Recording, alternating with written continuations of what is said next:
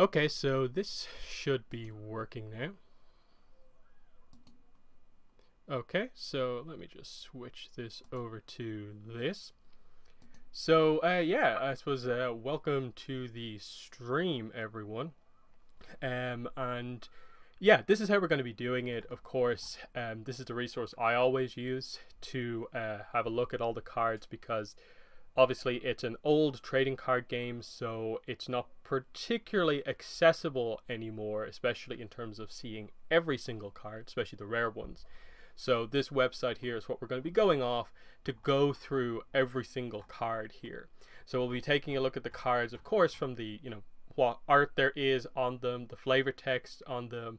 That will include going over the characters that are exclusive to the card game, as well as a few other kind of little notes.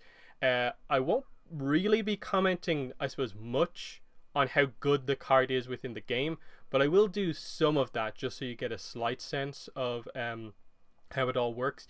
So before we get into that, though, let me just, I suppose, switch to just being on camera here for a second, because I think we need to just have a bit of a discussion here about this card game if you're not familiar with it. So the card game is the Avatar card game from like 2005, 2006. It only had one single set and then a few promo cards, which we'll discuss here as well. That means there are very few products that actually released for this game.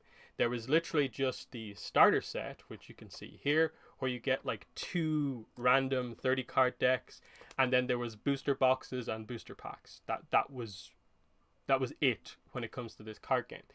Now, interestingly, it's not sort of an Avatar original card game, it's just a card game system that they did Avatar for as well. So as you can see here, this is Quick Strike. That is the card game system here. And they did, the only other one I'm really familiar with is that they did a Pirates of the Caribbean Quick Strike as well. So that's how it works. And then this is obviously the Avatar version. So I do have 2 of these starter sets, so you can see sort of the difference here. You'll notice immediately the title of the show, Avatar: The Legend of Aang and Avatar: The Last Airbender. The difference between, I suppose, EU and American kind of version. So that's how that is. Now, I saw a question in the chat there, where can I find these trading cards? So straight away, like I said, this card game is over 15 years old at this point. So if you are looking to grab some of these cards, you are going to have to do a little bit of looking around yourself. If you're looking for booster packs, you're probably going to have a very, very difficult time finding booster packs. But the starter sets are usually somewhat available. Now, you might not be able to get a sealed starter set, but I notice a lot of people do tend to sell even their sort of, opened starter set. So these are still sort of available. Typically what I see is somewhere between like $25, $35, which is a little bit over the retail price back in the day. But for an old card game, and given how much collectibles are a big thing in the last couple of years and how popular Avatar is, I think that's actually fairly okay. Now, you're going to have to look on Amazon, eBay, but you can find this. Now, what is interesting, though, about this, like I said, it's random decks. These aren't set starter decks here. You get, I think, random chamber cards, character cards, and you get random cards as part of the deck. Now, I believe there's some sense of order to it so that you can actually build a deck that sort of works. But I believe you do actually have a chance to get rares and hollows and stuff like that just by getting one of these starter sets. So just be sort of aware that that is possible. But yeah, you have to really put time and effort in if you want to try and finish your set here, because you can see here it says on, if I switch back to this, 248 cards in the database. A huge set. Very difficult to get if you're just trying to do it from buying products. So that's very difficult. Very quickly, just so you guys have an idea of how this game actually works, I'll switch back to camera for a second. There are basically 4 types of cards within this game, and I'll do my best to sort of show these off pretty quickly here. Where is an ally card? I have one here. Okay, so The first, I suppose, main type of card that you'll know of from this game is a chamber card or a character card. So this is one of the new characters, Maloo. So there's the front side of the card. It is a double-sided card, as you can see there. And then the other thing about it is that it opens up to reveal the actual card with the effect on it. So that's really, really cool. Just unique cards straight away. So you can see there, the character, you've got the element symbol down here just about. So Maloo's an airbender, of course. And you've got the sort of traits. So you see the sort of line there to sort of distinguish like bravery, kind of energy kind of symbol there. And then Maloo's a twilight character. So she's sort of in between light and dark in terms of her kind of affiliation. And that basically just determines usually the type of strike cards you can use within a deck if you play Maloo, the type of advantage cards you can use, and the type of ally cards. So your deck has sort of limitations depending on what character that you choose, just to create a bit of a distinction between the characters. Now, on the other side, there's just a different image. There's nothing else there. So the idea is that you start off on this side. When you activate your character card, you play the card that is on this side, which is usually the weaker side of the cards. Sorry, I'm kind of shaking here a little bit. So you can get a rough sense there. It's a reasonably powerful card. You play it. It's just like a strike card from the actual game. When you play it, you then flip it over and you have to work towards getting the more powerful side of the card, which is usually this version here. So that's your main thing. Now, usually the way the game works, it's kind of difficult to actually use the chamber card. The first side, let alone the second side, just because of how the game actually functions. Now, most of your deck is going to consist of these cards with the kind of blue border, similar to what you saw in the character card. And this is a strike card. You can see the numbers here on the sides. This number up here in the corner is the intercept or the defense value of the card. And then this number here is the force or the attack value of the card. Over here is the energy cost. So there's green energy, yellow energy, and red energy. Green is the most common energy, yellow's middle, and then red is sort of rare, more valuable energy. So obviously a higher costed card is going to have higher red energy than it's going to have green energy, that sort of thing. And then some cards will have effect text along here. This one doesn't. But anyway, that's a strike card. That's how you actually deal damage up and down the zones. The next type of card, the sort of orangey brown border card, is an advantage card. Usually the way these works is that they're sort of single use cards that you use to eventually power up your strikes. For instance, this one, what it says is immediate. You may charge any zone, and charging is how you build up to using the card in your character card. So you have to charge all 3 zones, then you can activate the strike within your character. So they're kind of one-time use. And last card is ally cards. So these are, again, character cards, but these are ones that you can have multiple of in your deck. So these are permanent. So whatever zone you play your ally card in, it affects that until it's like destroyed by your opponent, basically. So again, it has the same sort of energy cost type thing. You can see it has the same kind of affiliation symbol. So you see Maloo is a character card, but she's also an ally card as well. Maloo specifically here says, pay 2 green. In Maloo's zone, your strikes have your opponent skips defending in his or her green zone. So pretty cool. And then the flow of the game is basically like this. You don't have a hand in this game, so you don't draw cards into a hand. You always flip cards from the top of your deck into defined zones. And the way it works is based off the green, yellow, and red energy. The green is zone 1, basically. Yellow is zone 2. Red is zone 3. So you defend first in your green zone. The way it works is that there's a default opening attack with 4 force. So you flip a card in there, and if the strike has the right amount of intercept, you can choose to play it, then you defend, and then your opponent has to flip into their zone. So it's basically, kind of in a way like pro bending a little bit, of like you're trying to force your opponent back down the zones until they fall off the end. If they can't defend the attack in their red zone, you score. That's how points are scored. First to 3 wins, and that's basically the rules of the game. So that's that. Let's see, just any questions here in chat. So there's this.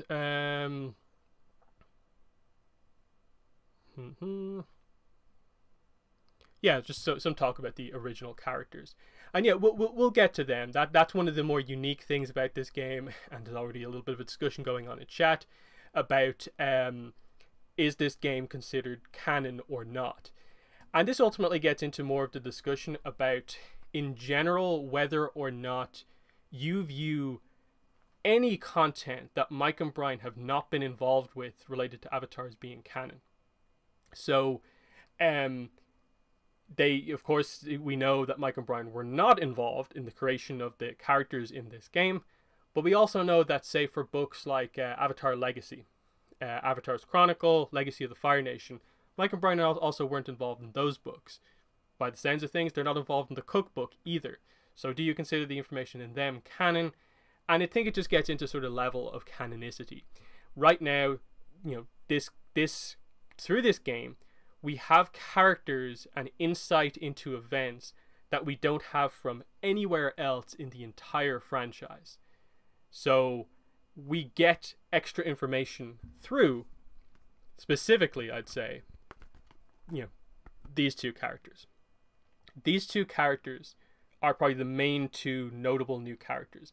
Malu and Afiko, who are both Air Nomad Genocide era characters. Malu is a survivor of the genocide, and Afiko is one of the Southern Airbender monks who actually helped to facilitate the genocide in happening. So there's this sense of like, okay, that's cool. We know nothing about it other than basically the show presents to us that it happened. There's no insight whatsoever into anything else. So right now, it is, in my mind, canon until contradicted. That this, along with the Avatar Legacy books and stuff like that, are canon until they retcon it. And it's the sort of content where, like, I'm not going to be particularly upset if they ever do retcon this information and say, like, oh, Afiko was never really a character. But until they do, I don't really have a problem with considering Afiko canon, because it just adds to our knowledge of the Avatar universe, with the idea that Mike and Brian don't write every single thing. There's only so much two people can do for an overall giant universe, and if this is a time period and stuff like that they're never going to cover, I don't really see what the problem is with some of this like extra kind of bit of information and stuff like that. So that's the basic idea here. Now, as you'll see, there's not really super concrete information with these cards. It's just a few lines of flavor text and you sort of build the story a little bit yourself. But it's nice in that way. It doesn't set too many things in stone. There's still a lot of room to work with here. But I like these ideas. Like, these new characters don't immediately stand out to me as being like low quality or anything like that. Afiko feels really important as a character, as does Malu. Kinto and Jojo, the other two characters, maybe not as much, but they definitely feel more like sort of almost like filler episode characters, whereas there's like backstory importance to Malu and Afiko. But we'll switch over and start actually going through some of the cards now that we have a sense for how the game actually works, as well as like how old it is and stuff like that. But last thing is just recommendation for anyone wanting to get into this would be that definitely I'd say try and get your hands on like a starter deck if you can. It's probably the only thing from this game that's actually going to be like reasonably priced to get your hands on. So I definitely would try to look just to get your hands on some of these cards just to have in your collection. I wouldn't really recommend that you put the effort in to try and collect the whole set just because the product isn't available anymore. So there's that. So let's go through this here. So as you can see here, we have a bunch of different sets here. The main one is AME, Avatar Master of the Elements. That is set 1. But you also have like promo cards, you have the Burger King set, and the DVD promo cards. So the first grouping of cards I have is the Burger King card. So that's what we're going to go through first. So here's the first card. Now, final thing before we get into this is that, okay, I'm starting with Toph here, but you should know that because of the era that these cards came out in, the whole first set only covers like the first half of book 1. I think the Great Divide is like the furthest episode any card actually covers. And then there just happens to be that some of these promo cards also tackle a little bit of book 2 stuff. So as you'll see here, this is the only Toph related card in the entire set. There's only one Azula related card in the entire set, and there's only one like Aang earthbending card in the entire set overall. So here is Toph Earthbender, an ally card.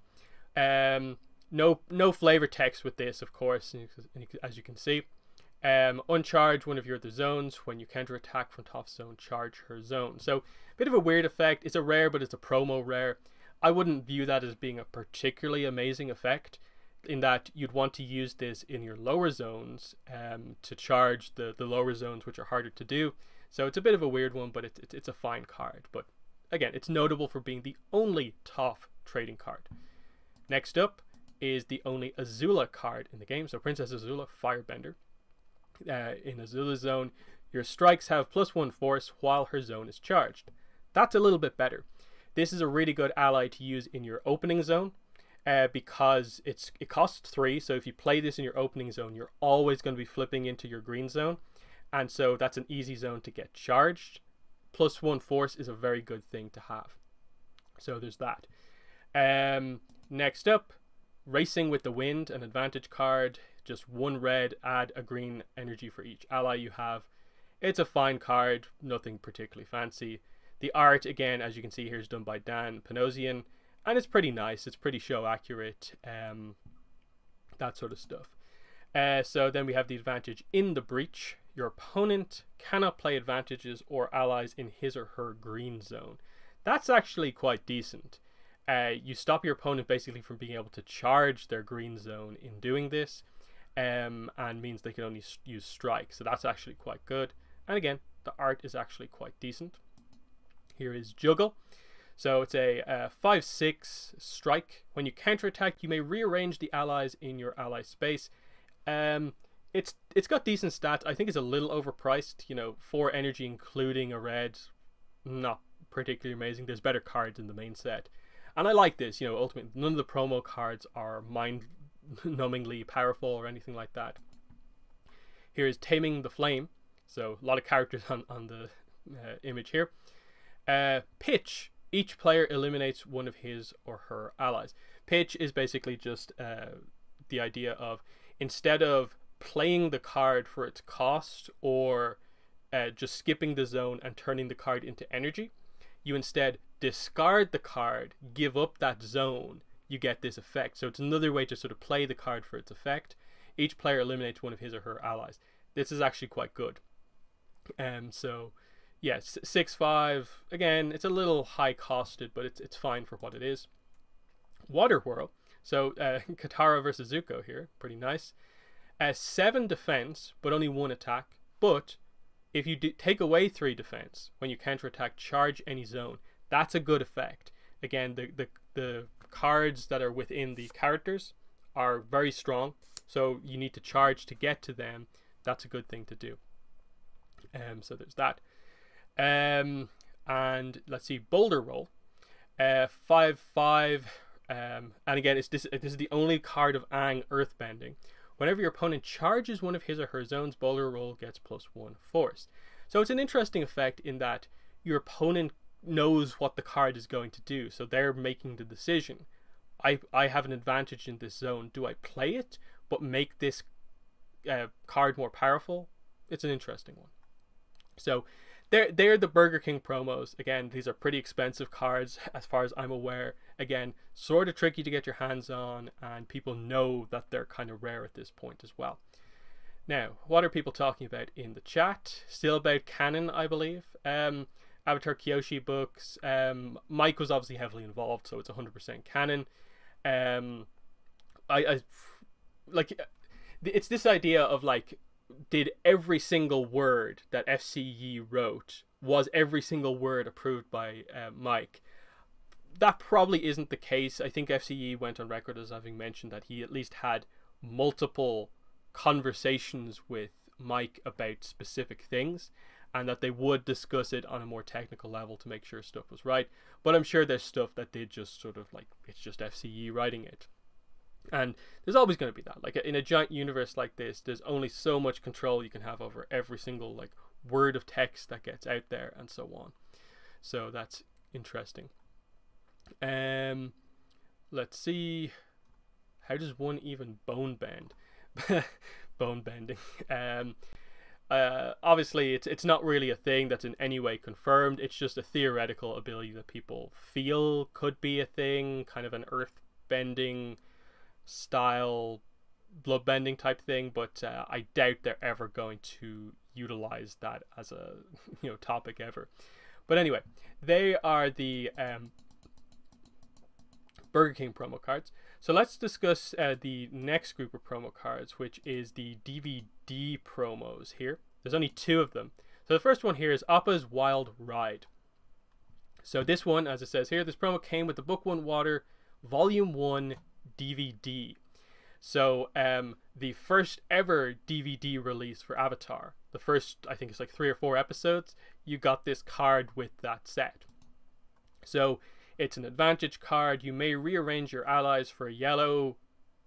That doesn't seem too great to me as an ability, but I like the art. I think they used this art on one of the recent books. Was it the short story collection? This art is utilized somewhere, I believe. So they've made use out of this stuff, which is kind of interesting. The one with the Volume 2 set is Sokka's Metal. It's a 5/5, 1 yellow, 1 red. While this zone is charged, Sokka's Metal has +1 intercept and +1 force, so it becomes a 6/6. That's all right. It's a little specific in terms of like it has to be in a zone that's charged. That doesn't always happen. Again, the thing with this game in terms of building a deck is that your deck needs to be mostly strikes, because that's how you score points and how you defend against points. So your deck only should have like a handful of allies, like 6 or 7 at most. Advantages, again, your deck should only have maybe like 12 to 15 of them. So charging is only going to happen every so often, because if you overload your deck with advantages and allies, you're never actually responding to what your opponent is doing. And because you've only got 3 zones, you've only got so much energy, you need to have enough of them. What was the quality of these kinds of cards? They're pretty decent. They're basically identical, I'd say, to kind of Pokemon card quality, roughly. As you can sort of see here, this is just a random Pokemon card I happen to have on hand. See, it's the same sort of like size of card. Obviously, like this Pokemon card is from the last like couple of years, but you can see the same general idea. Card thickness and stuff like that, I'd say they're about on par. This older card actually feels a little bit better than this in terms of card quality, I'd say, and it holds up pretty well in that a lot of the time, because most of my cards I had from when I was younger, it was before I even used like card protectors and stuff like that with them. These cards have actually held up pretty well. Obviously I look after my stuff for the most part, but this is a card that like really I haven't done too much to sort of protect, so the card quality is actually quite good.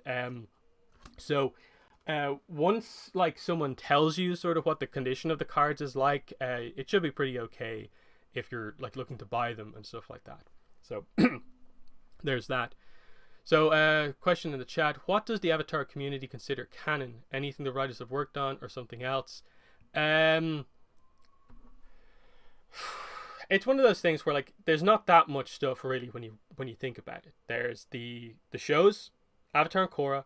There's the sort of ancillary media of like Escape from the Spirit World for Avatar, and then Republic City Hustle for Korra.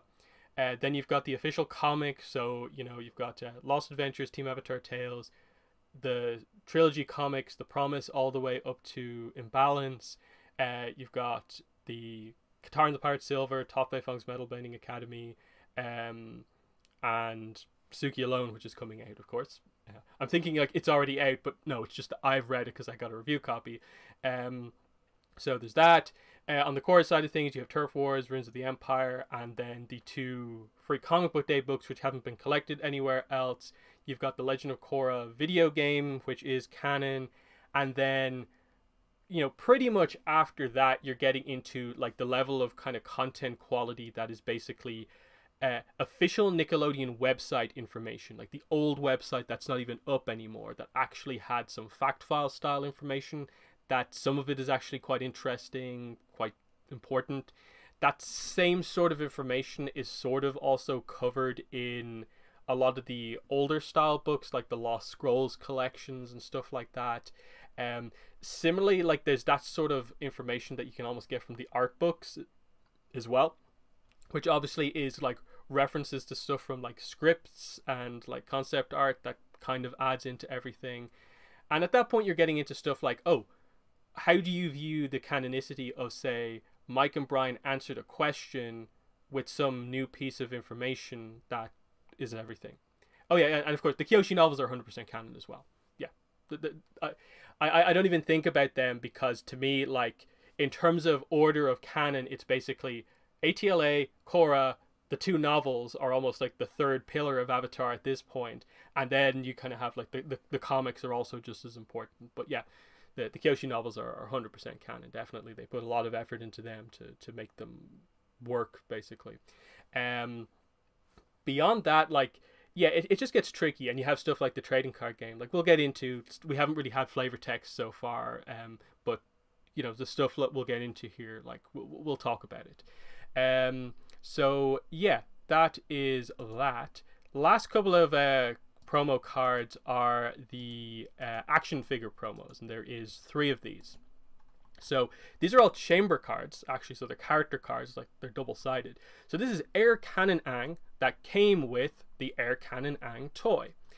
So that was obviously the older toy back from like 2005-6, of course, and it came with this. So airball practice, pretty cool. Again, art is nice. References to Aang playing airball is always cool. And Air Cannon Riposte. 6/8 for yellow, that's a really good finisher. No effect, but it's still pretty good.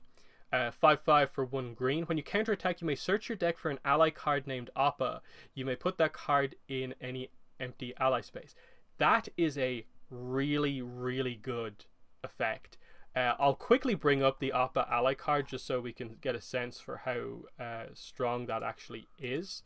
So the Appa ally card is actually quite good. It's a rare ally for 2 energy that you get to play for free with that chamber card. Whenever you flip a card in Appa's zone, you may swap Appa with an ally in one of your other zones. Unfortunately, that's not really too strong of an effect, needing to organize your allies, because that's suggesting that like your strategy revolves around this ally being here. Sometimes you just need to play an ally for the sake of playing an ally. It's not the best combo. If Appa affected the game a little bit more, that'd be a pretty like almost broken ability, because the Avatar card game doesn't really have too many cards like that are just play this card for free, like a direct reference to another card like that. It doesn't really have it. Next up, we have Fire Blast Zuko that came with the Fire Blast Zuko toy. So target practice and Fire Blast Snap Kick. This is actually a really good card. Counterattack, you may eliminate an ally, just destroy your opponent's ally. And this card says, when you counterattack, you may eliminate all of your opponent's allies. Very strong, and it's 7/7. So this one feels like a real finisher. That's quite good. And then lastly, we have Ice Attack Aang. So this is finally getting into that sort of old Avatar toy line kind of silliness of like, Aang never wore this outfit in the show, but because they had to make toys, and for some reason they were unwilling to make female characters, they instead made Aang wear every outfit imaginable, including this Ice Attack Aang basically wearing Water Tribe warrior outfit. So we have Geyser Kick, 6/4. When you counterattack, each player may charge his or her red zone. I don't know why you want to give your opponent a red energy. It's fine, but I don't really like that idea. Ice Hammer, it's an 8/7 for 1. But when you counterattack, each player chooses one of his or her zones and charges it. So you give your opponent the charge of the hardest zone to get. I don't like that. I get you charge your own zone and it's decent, but the idea of giving your opponent something else for not too much extra value for yourself doesn't really seem that good. Now, that leads us into the main set here. So let's get the first couple of these open. AME, AME. It's just really awkward in that they're numbered like this, so I have to be very selective here. So AME 4, AME 5, AME 6, AME 7, 8, 9, and 10. So here's the first 10 cards. So first one here, Blazing Axe Kick. Now, this is where I suppose we're finally going to get into the flavor text on some of these cards. So you can see here on the bottom, show me weakness and your reward shall be pain. So they're pretty thematic. You know, this is a Zhao card. That feels like something he'd say. The art is actually quite decent for Blazing Axe Kick. When you counterattack against a strike that has 3 or less, it gets +3/4. So yeah, if your opponent responds with something weak, it gets strength. That is like the Zhao play style. Pretty cool. That, like, you know, he counters weakness with excessive strength. So, you know, it makes sense. He's got the kind of bull symbol, which represents his style of fighting. So pretty good stuff there overall. Card number 2 here, Boiling Point, another Zhao card. It's an 8/3, and again, when you counterattack against a strike that has 3 force or less, it gets +3, so it becomes a 6/8. Somewhat expensive, but you can see that the power, the numbers are pretty high, and it's an effect that is going to go off every so often. So actually quite decent there if you want to play Zhao in this game. No flavor text on this card. Here's the third one. So Burning Blade. Zuko's fury is the blade, his heart the scabbard.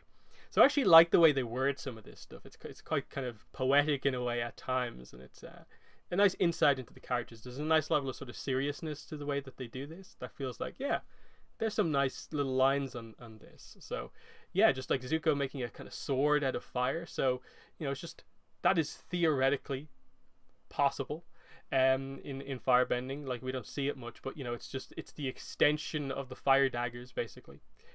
So pretty cool. When you counterattack, your opponent uncharges one of his or her zones. That's the Zuko play style, is that he's all about sort of also taking out your opponent's energy or uncharging their zones. Negative effect on the opponent, but pretty decent.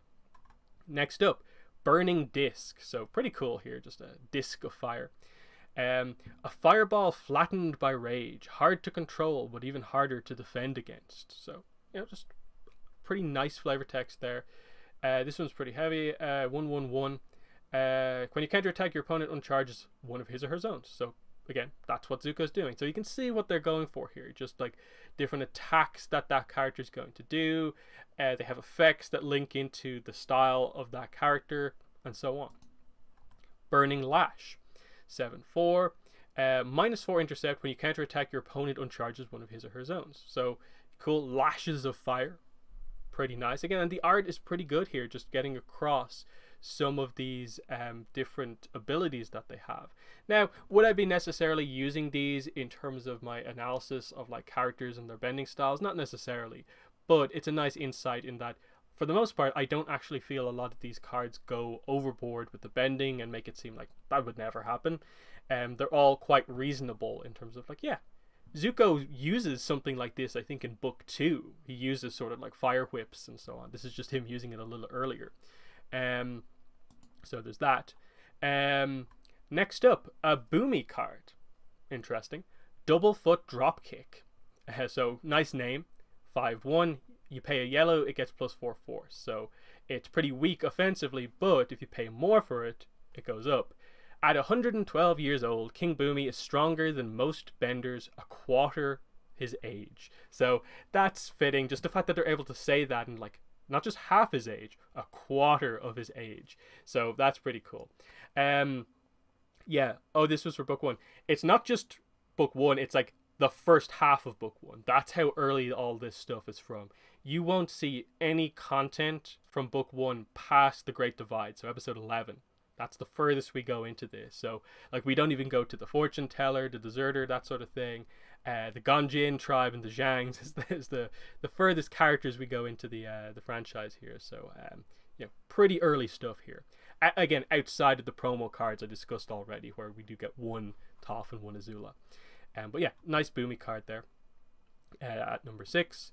So, card number 7, Eye of Ozai, but it's a Zhao card. But I like the idea that like this is a guy who is extremely loyal to Ozai. Of course, he'd name one of his big moves after Zhao, after Ozai. So 4/6, eliminate one of your allies +1 intercept. Use only once. So you take out one of your own cards to give this a bit of extra defense, but it's a relatively cheap attack of 6, so that's pretty decent. Again, the naming is quite good here. Here's Fetch. So obviously it's Aang and Flopsy.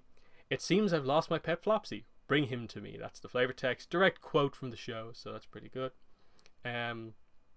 So there we go. When you counterattack, you may eliminate a green energy. So that's another mechanic in the game, is taking energy away from your opponent. That's a good effect. And this is actually a very good card. You get a lot of green energy, so 5/4 for 3 is really solid. And it's a common, so any deck that has the bull symbol, you probably would want to play a couple of copies of this card, because it's just an easy way to potentially get a sneaky point in. So there's that. Flare. So 4/3. A guttering flame. Sorry, a guttering flame is misery to any firebender. When you counterattack, you may eliminate a green energy. It's pretty simple, but decent. Flying Fire Fist. So this is a rare card for Zuko. 5/7, very high energy cost, 1/2/1, and it's a rare. When you counterattack, you may eliminate up to 2 green energy. Very, very strong. So you're not only attacking with 7, which there are very few cards in the game that can defend against, you're also taking energy away from your opponent, so they can't even respond as strongly as they would want. This is one that, like, realistically probably is going to get you a point. So it says here, as the brush fire swallows the autumn field, so did the Fire Nation move against the other nations. So just some nice kind of poetic stuff going on here. And again, really nice art there. I like the stance, feels really strong. It was like Zuko, big energy, charging it up, rushes in, sends it flying as he brings himself to a stop. Pretty nice. So that is card number 10, and we move on to the next 10. So 11, 12, 13, 14, 15, 16.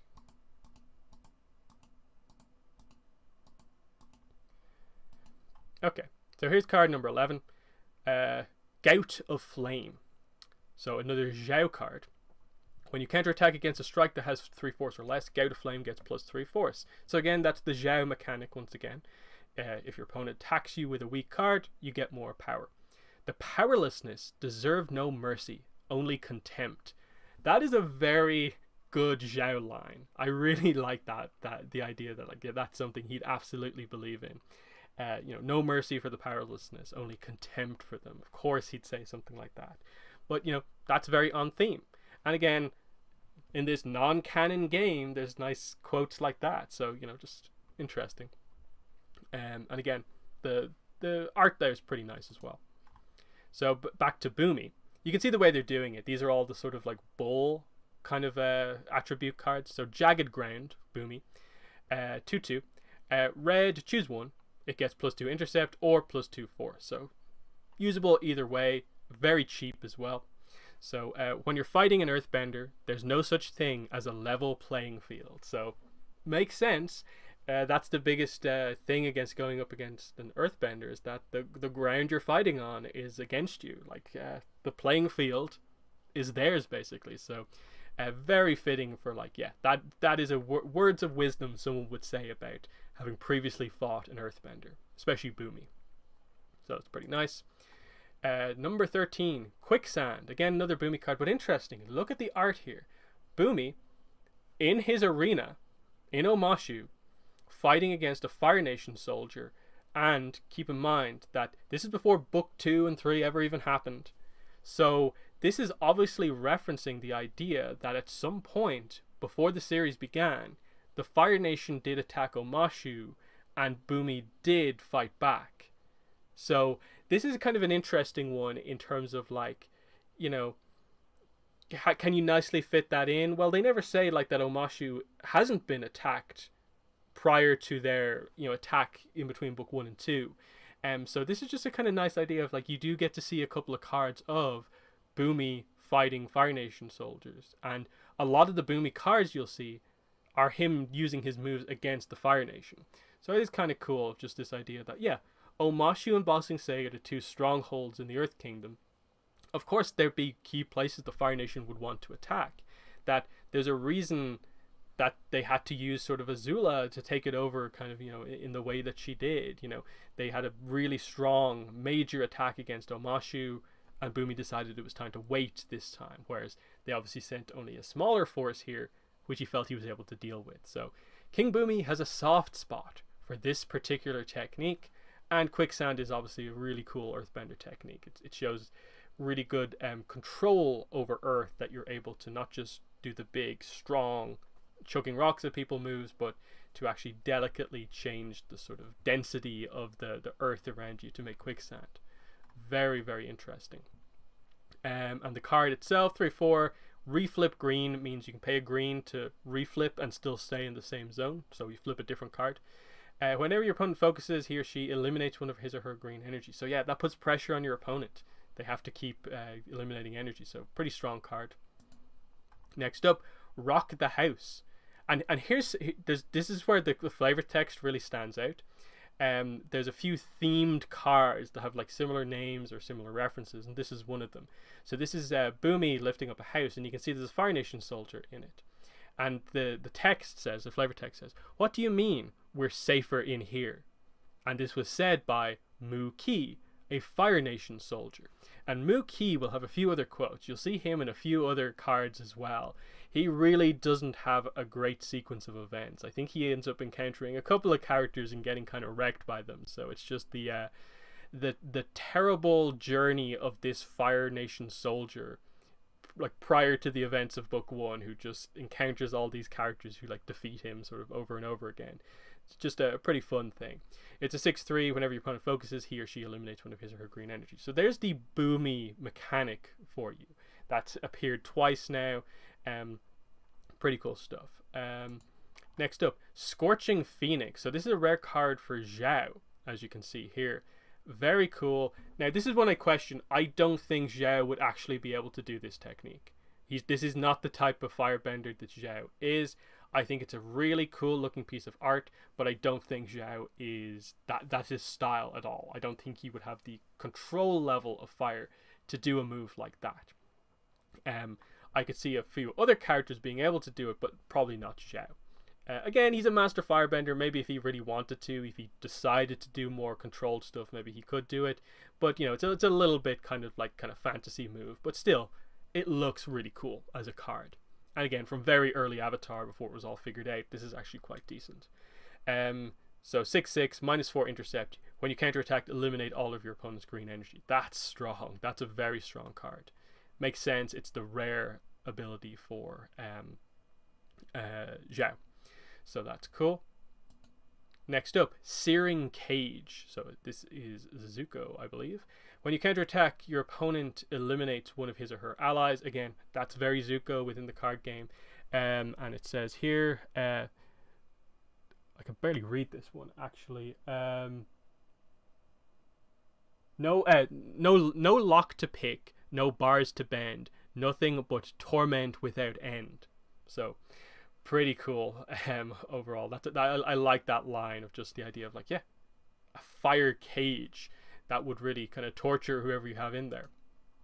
Stoke the Flames. So 8 defense here for attack. It's a rare as well. Eliminate one of your allies. When you counterattack, eliminate up to 2 green energy. The avatar must be captured at any cost. So this is basically, I suppose, a reference to the move that Zuko and Iroh did together at the end of episode 2 to attack the gang as they fled. But this is for Fire Nation soldiers doing the same thing of putting their fire together into a bigger fire attack. I like that idea, and the idea that they're stoking the flame and they're launching a big attack. Really cool. Tectonic Shift, back to Bumi. In Omashu, King Bumi's word is law. Even the earth must obey. Fits for someone so powerful, definitely. It's a 3/6. When you counterattack, you may eliminate up to 2 green energy. And for that price as well. It's got relatively low defense, but if you can use this for just 2 green energy, attack with 6 and eliminate energy, that's super strong for just an uncommon. definitely. Titanic Fireball. So here is Zuko and Iroh together making a giant fireball. So the two of them can do what 4 random soldiers can do. So that's kind of interesting. 5/5, 2/1. It's a rare. Eliminate one of your allies. When you counterattack, your opponent eliminates one of his or her allies. So, again, it's that idea of Zuko taking something else away from your opponent. Again, nice art as well. Wildfire Arc. 7/6. It's a rare Zuko card. 2/1/1. -4 intercept. When you counterattack, your opponent eliminates one of his or her allies. Use only once. So yeah, if you defend against something kind of weak, your opponent eliminates an ally. Very on theme for Zuko. So that's card 20, and we'll move on to 21 to 30.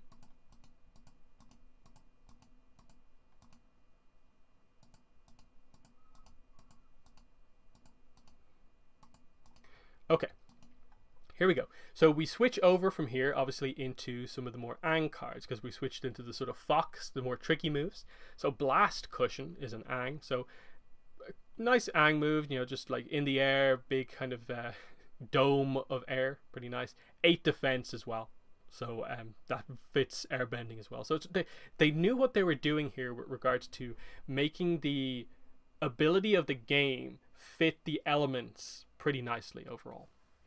So no flavor text on this one, but -1 intercept. When you counterattack, move one of your green energy to your yellow zone. And this is sort of the Aang dynamic here. When you play an Aang deck, there's a few cards that do stuff like that, of move an energy from a kind of more common form of energy to better.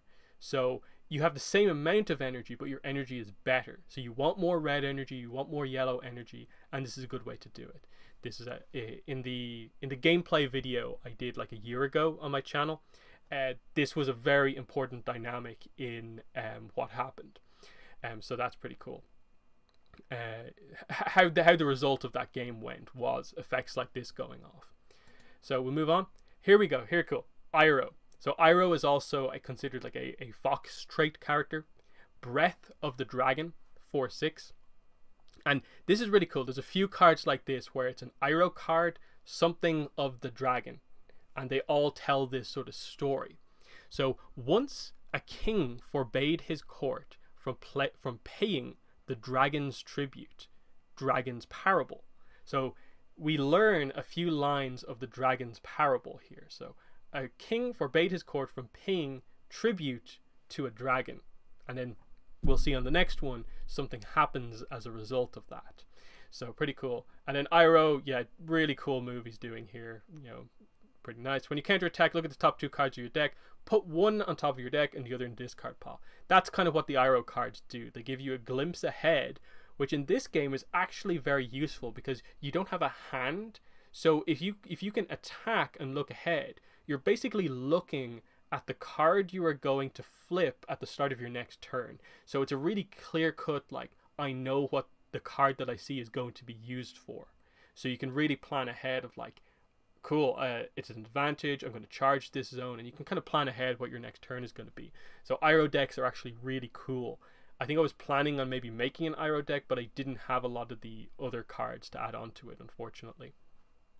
So that's that. Next, Canyon Sprint. So this is a JoJo card. So this is JoJo, our first look at JoJo. This is probably one where I don't think the art is particularly amazing. I think JoJo looks a lot better in some of the other cards, but still you get the idea. She's running on the walls using her earthbending over some Fire Nation soldiers. And it's a 5/5. When your opponent is defending, his or her zones cannot be charged. So that's actually quite good. Next up, Careening Koi. So it's just a quote from the show. He looks pretty good out there. Are you kidding? The fish is doing all the work. And it's just Aang on the koi fish, of course. So that's pretty cool. We'll move on. Here's Kinto, the first Kinto card. So he's the Water Tribe character new to the game. I actually have his card here. So that's pretty cool. Here's one of his chamber cards. Really nice. And the unique thing about him is, we'll get to the card later on, but the idea here, Gut Wrencher. He is a character who can water bend the water in someone's stomach and slosh their stomach acids around a little bit and make them sick. So that's pretty cool. So Frostblade. Kinto wields a sword that is as cold as his heart. So the idea behind Kinto is that he's this sort of almost cruel prankster. He kind of takes the jokes a little bit too far, and that's why he was sort of, he left the Northern Water Tribe because of the issues surrounding this. So there's a little bit of a story here, and the basic idea of the character is that at some point in between episodes, early in book 1, the gang encounters Kinto, and he has a bit of fun with them, and they manage to escape from him eventually. Now, interestingly, over the course of these cards, it seems like he encounters Aang and Sokka, but not Katara. So Katara's off doing something else potentially during the gang's encounter with Kinto, which is kind of interesting that Katara doesn't get to interact with him. But still, pretty cool. So there's Frost Blade. Next we have Frost Daggers. Again, it's Kinto. Most waterbenders shun this maneuver because the injuries it causes are so painful. So more the violent aspects of waterbending here, the making bladed weaponry, I suppose, out of ice.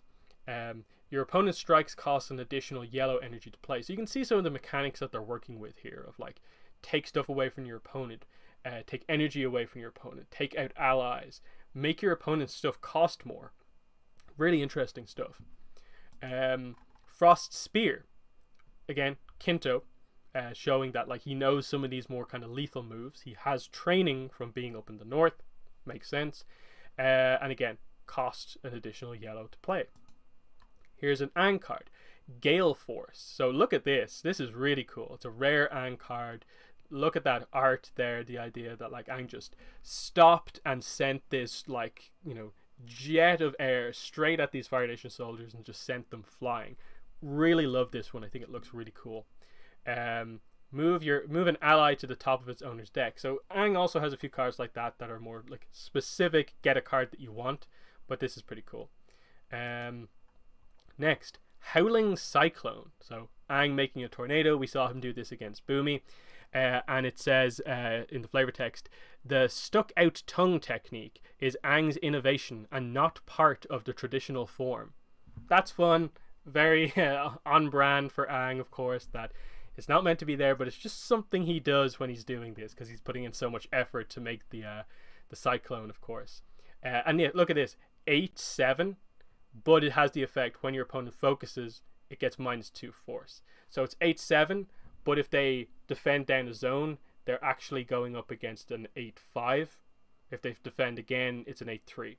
So it gets weaker as it goes on, but the more you push your opponent back, the more energy you get, so it's still good overall. Card number 30, Howling Squall. Whenever your opponent focuses, Howling Squall gets -1 force. So again, the same mechanic there of like pretty high attack, but it goes down as your opponent defends. And this one is called, it's like a battering ram. You grab all the air in the hall and then shove. So that's really cool, just the idea of like your how you interpret that attack. And it's like, yeah, what as an airbender it's invisible, but you walk into a hall, it's filled with air. And as an airbender, what you do is you take all that air in that hall and you just push it down the hall like a battering ram. It's really, really cool way to visualize, airbending and what you can do with it. It's just like, getting across that sort of like aerodynamic view on airbending if you want. So there's that. And then we get into the 30s. So let's go open up some of these ones.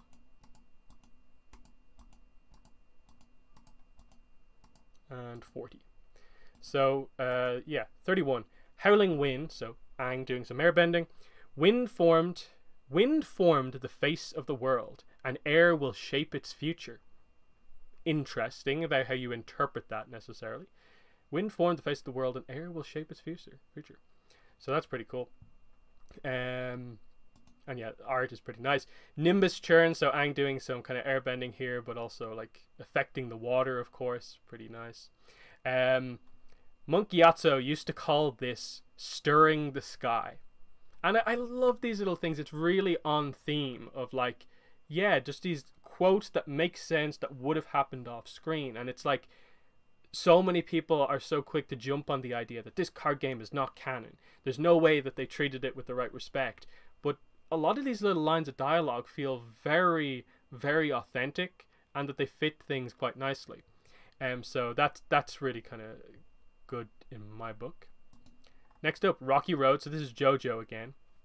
How nice of you all to stand so close together for me. As she obviously just sends some standard earthbending at some firebenders.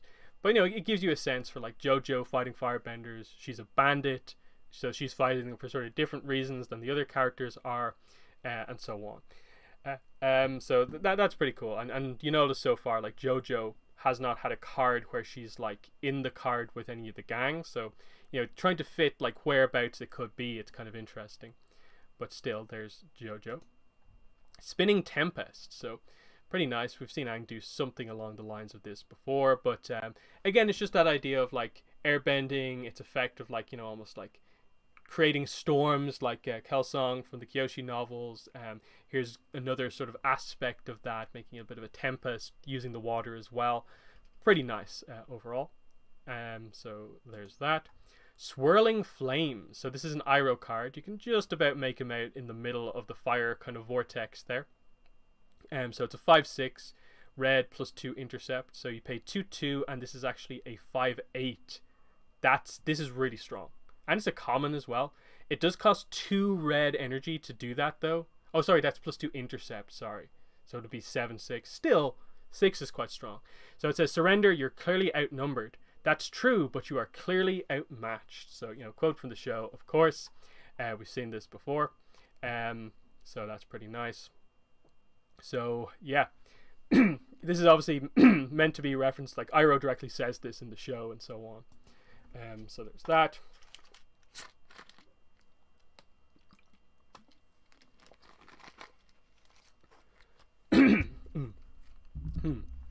Next up is Teeth of the Dragon, 5/1. So this is an Of the Dragon card. So that's interesting. So this is again part of the dragon's parable. Let the dragon seek my favor, laughed the foolish king. So you get the idea that he's like, don't pay the dragon's tribute, and the dragon should seek my favor as well. So what's going to happen here? So again, Iroh doing a pretty similar move to the one he did before, but you sort of see the finish of it in a way. Like, it's almost this idea that like across these cards, Iroh is doing like part of the dancing dragon in a way, like as you go through these cards. But just pretty cool. Just that like we don't get this anywhere, like names of moves, thematic, adding a little bit of lore behind it. Pretty cool. Terra Break. So again, a JoJo card. Pretty nice. Some travelers refuse to give up their riches peacefully. That's when the road gets a new crater. So that's sort of I suppose JoJo's philosophy on trying to steal from people, is just that yeah, if you don't just agree, then the road's gonna get a crater, and her earthbending is gonna start to move into action. So pretty nice. Tongue of the Dragon. So it's an Of the Dragon card again, Dragon's Parable. At dawn the king awoke to burning skies and saw true power. So I think that might be the last dragon card. I think there's another one that references dragons, but I don't think it's part of the Dragon's Parable. I forget exactly how many of them there are. But still, just this idea. He didn't pay the tribute. He then asked the dragon to sort of like respect him. And then the next morning woke up and like sky's on fire. He realized what power actually was. And you sort of wonder, like, that's a cool thing. That fits that, like, within the Fire Nation, especially like older Fire Nation history before the Fire Nation kind of went bad, you get the idea that people would sort of have that sense for like a true respect for dragons, and there would be stories like this around respecting dragons, and I think that's pretty cool. And especially on Iroh cards, for it to have a sort of story with words of wisdom, things you learn from it, kind of cool. Here is a Kinto card, Water Lasso. So you see Kinto fighting fighting a Fire Nation soldier. Interesting. Water Tribe elders teach their young kindness and honor. Kinto was a bad student. So you get you're getting the characterization for him. So he's from the strict Northern Water Tribe, who try and teach them, respect, manners and stuff like that, but that isn't Kinto at all. So interesting. Wind on the Waves. So Aang running across the water using airbending. Pretty nice.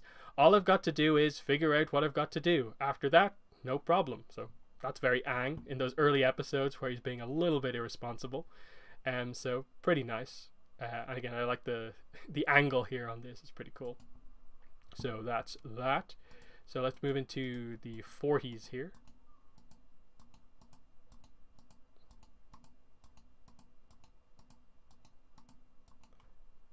Okay, so 41, Bitter Batter. It's a monk Gyatso card. So Gyatso is also featured in this game. So Gyatso's pastries were often bestowed upon other monks. And we know that this is part of his pranks with Aang, that he'd often like really hit people with these pastries. So that's pretty nice reference there. That they made it into an attack card as well. Pretty cool. Here's a Malu card. So the flavor text here is going to be very interesting. So Blowback, you can see she's in the air. She's fighting Fire Nation soldiers. In the war's early years, Malu mastered airbending skills that helped her survive. So immediately, I don't think this is the first card in terms of like chronology for her story, but it's the first numbered card that she's featured in, of course. So she wasn't a master airbender. She doesn't have arrow tattoos as we see in all her appearances here, but she had to master the skills that she had to survive out on her own. So pretty interesting overall. There we go. And next up is 43, Creeping Crystal. So we know about this, the Genomite, of course. By nightfall, your friends will be completely covered. Terrible fate, really. And it's interesting. It's a 6/6. It's a rare. It's a 3 energy cost, -4 intercept. When you counterattack, your opponent moves one of his or her allies to one of his or her empty spaces. On theme, referencing 105. Very nice. Here's a cool one. I love this image of Katara here. Just the idea that she's confidently actually facing off against like 2 Fire Nation soldiers here in the mists, and is kind of preparing an attack here. I just like the look of this. It's kind of cool, and the idea it's called dancing mists, and that there is a little bit of a stealth waterbending technique. It's kind of cool. So yeah, we're gonna get some Katara cards here. Double Crest. So we see the 2 of them waterbending here. Very nice. And again, the art is nice. Like, a lot of people just dismiss this game without realizing that there's some good stuff here. And again, be selective with it. In the same way that a lot of people consider, say, the what are they called? Avatar extras. The airing of the episodes that feature the little facts on the bottom. Are they canon or not? Clearly they don't come from Mike and Brian. Some of them come from the writers. Some of them are correct. Some of them are wrong. But that was officially aired on Nickelodeon with the episodes. That should be canon, but it's not. And I think it's the same here. Add in what you can, and don't worry if they contradict this later on. That's the basic view on it that I have. Here we go, another Malu card, Hurricane Vault. And again, look at that move. For someone who obviously has had multiple years of training, because she grew up an air nomad, of course, but had to master it herself, like that's still a very impressive move overall. So it says here, 10 years into the war, Malu stopped hiding and began fighting Fire Nation soldiers. So this idea that she survived the air nomad genocide and sort of hid on her own to build up her skills, and only after a certain amount of time did she then start to fight against the Fire Nation soldiers, just highlighting that some of the survivors did go years without being found. It's a really cool idea, especially like with the whole Star Wars thing of like, effectively air nomad genocide survivors are the same as like Order 66 survivors from Star Wars. So you can tell those type of stories if you want to. And I'd love to see a Malu, just a story of a character who did survive, not in the Aang way, of course, to make it a little bit more kind of interesting. But still, very nice. Next up, Just Desserts. So they have another card related to this. So Bitter Batter follows directly into Just Desserts. The secret is the gooey center. Indeed it is. And so, yeah, as the chat has already mentioned here, yeah, here's why the monks wanted Aang and Gyatso broken apart, because they kept doing this all day. So pretty nice. Next, Million Gallon Attack. So Katara doing some pretty heavy duty waterbending here. I'm guessing she's not bending all of this herself, and it's more of just like there's a large body of water directed behind her, and she's just sort of guiding it through. But still, Katara strives to wash away the evils of the Fire Nation. Again, nicely written there, worded the way they phrased that. Kind of nice. Mischievous downpour. So, it's a little weird here in that can waterbenders actually do this? Like, what is she actually doing here? Is she making like water vapor above someone's head and then making it drip down? Or does she actually grab a little bit of a cloud and is somehow big waterbender can control it to make it rain? It's a little bit weird, but I actually like the image overall. But it maybe doesn't have the best explanation. The Avatar is the world's most powerful bender, but at heart, Aang is still just a kid. So I like this one of like, Aang brought fun back into Katara's life, and here's her having some fun. Very on theme with everyone in character. Pretty nice. Sea Sphere. She helps an angry sea find its target. So pretty good. Big attack, 5/5. When you counterattack, charge this zone. That's good. Extra effects that aren't just advantages to charge your zones. Very good. But that is 50. So moving to 51, 2, 3, 4, 5, 6, 7, 8, 9, and 60.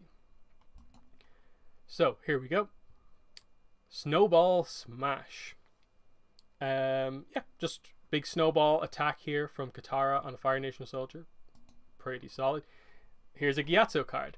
Look at those arrows. Yu-Yan Archer reference here. Anyone? Pretty nice. A master airbender can form a barrier that not even a Yu-Yan Archer can pierce. And there is Gyatso, a true master airbender, blocking arrows with his airbending. Very cool to see him sort of like handling Yu-Yan Archers who even Aang struggled with going up against. So it gives you a sense for when would something like this have happened. This is a card set during the Air Nomad genocide. And as we'll see over the course of the other Gyatso cards, Gyatso sort of gets ambushed by the Fire Nation just out for a walk one morning. And this seems to be the opening blow of the genocide, the start of their attack. So there's some really cool story stuff going on here if you really look into it. Connect the dots. Here's another Gyatso card, Stifling Wind. Nowhere does the novice make his inexperience clearer than in his choice of opponents. So just getting across the idea that the firebenders that Gyatso faced that day were nowhere near his level. That they were novices basically compared to him. Look at this. He's able to immediately just full on block a fire blast there with his airbending. Really, really nice. So that's pretty cool. And again, like realistically, something like this obviously happens because we know Gyatso does fight firebenders in the temple because we find his skeleton next to the skeletons of Fire Nation soldiers. Not in the same vicinity, but the idea is that this is obviously an attack that went on for a certain amount of time. Distance was traveled. You know, it's fair enough to connect the dots here. And again, nowhere else in the franchise is this story told. So I'm perfectly fine with treating this as canon because I don't know if they're going to be able to kind of bring it in or anything like that. Question: how did they bring the rhinos up there? This is one of those weird things in terms of like, it's not that the air temples are like utterly inaccessible from the ground. It's just that I think you have to take very specific paths, and in terms of a military engagement, it'd be so obvious that you were marching an army out to one of the temples because of the path that you're going to take. So my guess is that they sent a normal army up their usual way, and then there's still the mystery surrounding how did they really deliver, I guess to a degree, a surprise attack on the rest of the temples that was mostly successful. And obviously we know, we speculate that the dragons were involved. That would sort of make sense, but you know, tell us the story, please. Don't let the trading card game do all the work. So anyway, we'll move on. Surf Spray, Katara card, nice. Not too much to say there. The third pastry card, Sweet Revenge. So we've had 3 of them now. Aang learned his mischievous ways from his mentor, Monk Gyatso. So, yeah, you can play a Monk Gyatso Sweets deck. Tandem Attack. Katara Haru and his father Tyro led the rebellion of the imprisoned Earthbenders. Pretty nice. Wall of Water. I like the art there and how it looks. The trick is to form a wave but stop it from cresting. I love those little lines that kind of describe how you actually go about performing a technique. That's just really cool to kind of get almost. Whirling Debris. So this is an Afiko card, so the evil Earthbender, Airbender here. Hungry for power, Afiko betrayed the Airbenders everywhere and helped start the war. And you can see here, this is him fighting Earthbenders. He's blocking Earth with his airbending. Really powerful kind of funnel of air here, and he's like basically using it to, you know, create debris and a bit of a sort of like earth cannon type thing. So pretty cool. Next we have another Gyatso card, Windmill Barrier. So look at this, like really cool movements here, a barrier of air to block fire. Don't you know better than to interrupt an old man on his morning walk? So clearly this is sort of the very start of the engagement. He's on his morning walk and he encounters firebenders who attack him. Like, has to be the start of the Air Nomad genocide. So kind of a cool little thing here just from the flavor text. Now you can look at this card and just be like, okay, airbender fighting someone, but actually that fills in a few gaps there. Like, cool, the start of the attack on the Southern Air Temple. That's a big event on a trading card. Here's another Gyatso card, Windmill Dome. And again, you just see him using a dome to defend against some firebenders. So just overall, the Gyatso story here being told a little bit pretty nicely. So there we go there. And we move on to the 60s.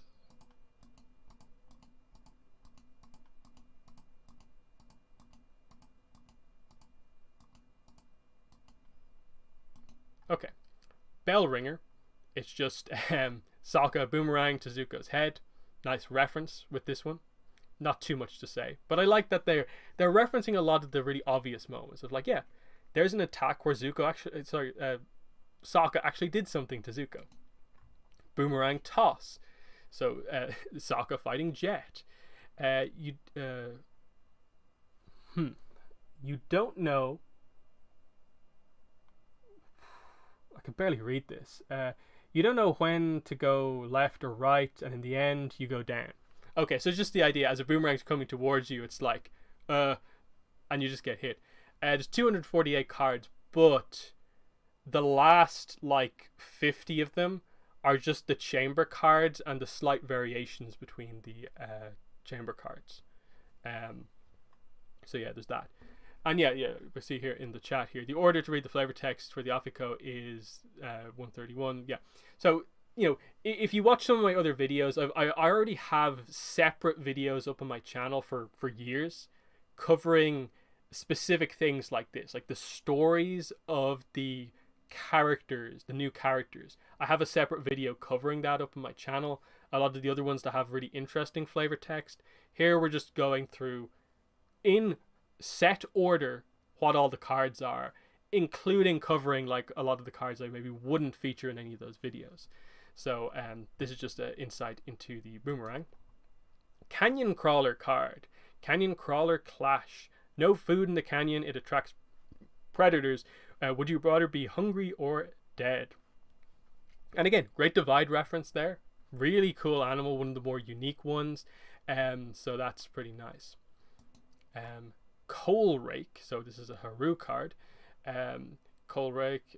Nothing much going on here in terms of flavor text. Downdraft. So I love the flavor text on this one.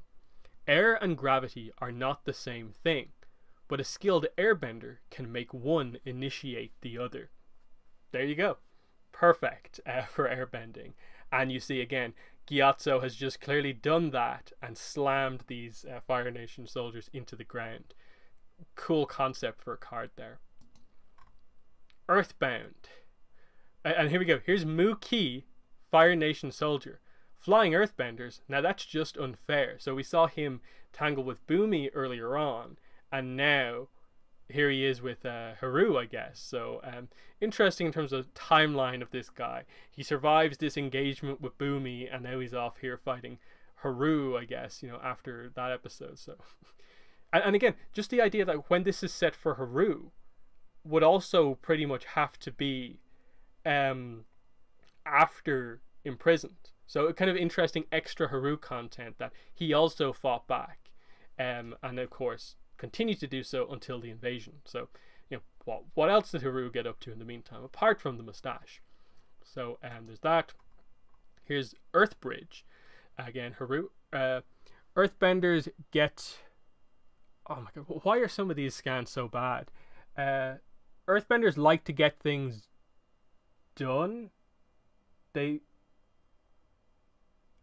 can barely read this one, honestly. And it would take me... Do I have this card in my collection, actually? 67. Why are some of these scans so bad? I guess it's from long enough ago that it makes sense.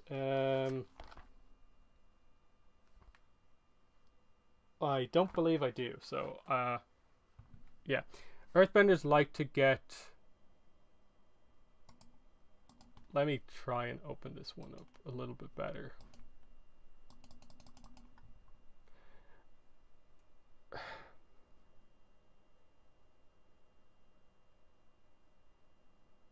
It's some sort of comparison between earthbenders and waterbenders. Like, they like to get things done. They leave the something to the waterbenders. I can't immediately tell, unfortunately. So that wonderful piece of text, unfortunately, we probably won't be able to get right now. So I guess if anyone in chat can find out what that actually says, go ahead. It was that they like to leave the... Is it artistry to the waterbenders? I think it is. So I guess it's just getting... Earthbenders like to do things bluntly, and then waterbenders do things in a little bit more of a fancy way. That's basically what it's saying. There we go. So hopefully we don't get too many more of them. So next up is Evade, which is just Sokka in action. Next up is Falling Leaf Ambush, so a jet card. And again, Mu-Ki, here he is again. Man, why don't we ever look up Mu-Ki, Fire Nation Soldier? So that's pretty good overall.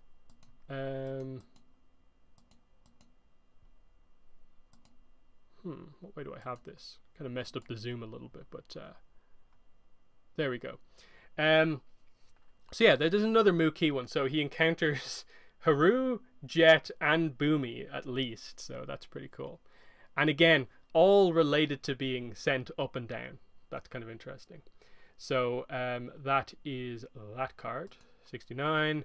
70 is Knuckle Sandwich, which is just Sokka punching Jet in a surprisingly anime art style, which I kind of like.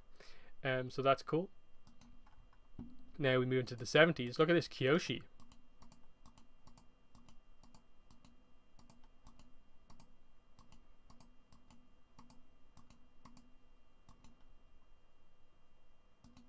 So, Kyoshi backhand, so it's a Suki card, of course, but very nice. You must think of the fan as an extension of your arm as Suki fights a Fire Nation soldier. Kyoshi fan parry here. So, it's not about strength. Our technique is about using your opponent's force against them. So it's the quotes from the episode, but just over in unique pieces of art of, the Kyoshi Warrior stuff in action. Pretty nice. Kyoshi fan throw. Never make fun of Kyoshi methods unless you like being humiliated. So that's pretty good. Kyoshi pride. The warriors of Kyoshi follow tradition, wearing ornate armor and face paint. And this is so fun because this card is from 2005. And now here we are in 2021. And in the last couple of years, we learned so much more about the significance of those items of clothing to Kyoshi and why they're so significant to her. So, the armor, who did she get it from? The face paint, what is it originally referenced to? Those type of questions. It's really cool that we have all these kind of things of like, here are the just like the things that they said were important in the past, and now we know why they're important to Kyoshi. Really nice. Pummel, Sokka in action. Seize the moment once again. Timing is everything. Spring a second too soon or too late and your attack will fail. Pretty nice. Skewer. What the spear lacks in subtlety, it more than makes up for in sharpness. Snapped off, a Jet card. Hooked swords are dangerous and rarely seen, much like Jet himself. Pretty nice. Tremor Trail. Every earthbender carries in his heart the power to shake the world.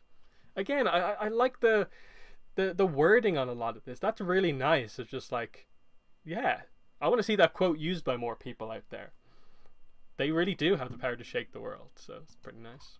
Will of the Warrior. Really nice dynamic shot here. Sokka in action. Sokka hates trouble, but he'll brave anything to help his friends.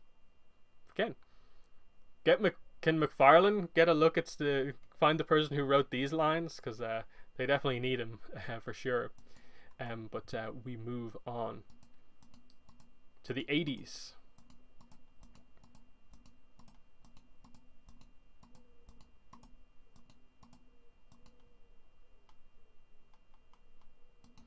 Churning Stomach. So this is the Kinto attack, of course.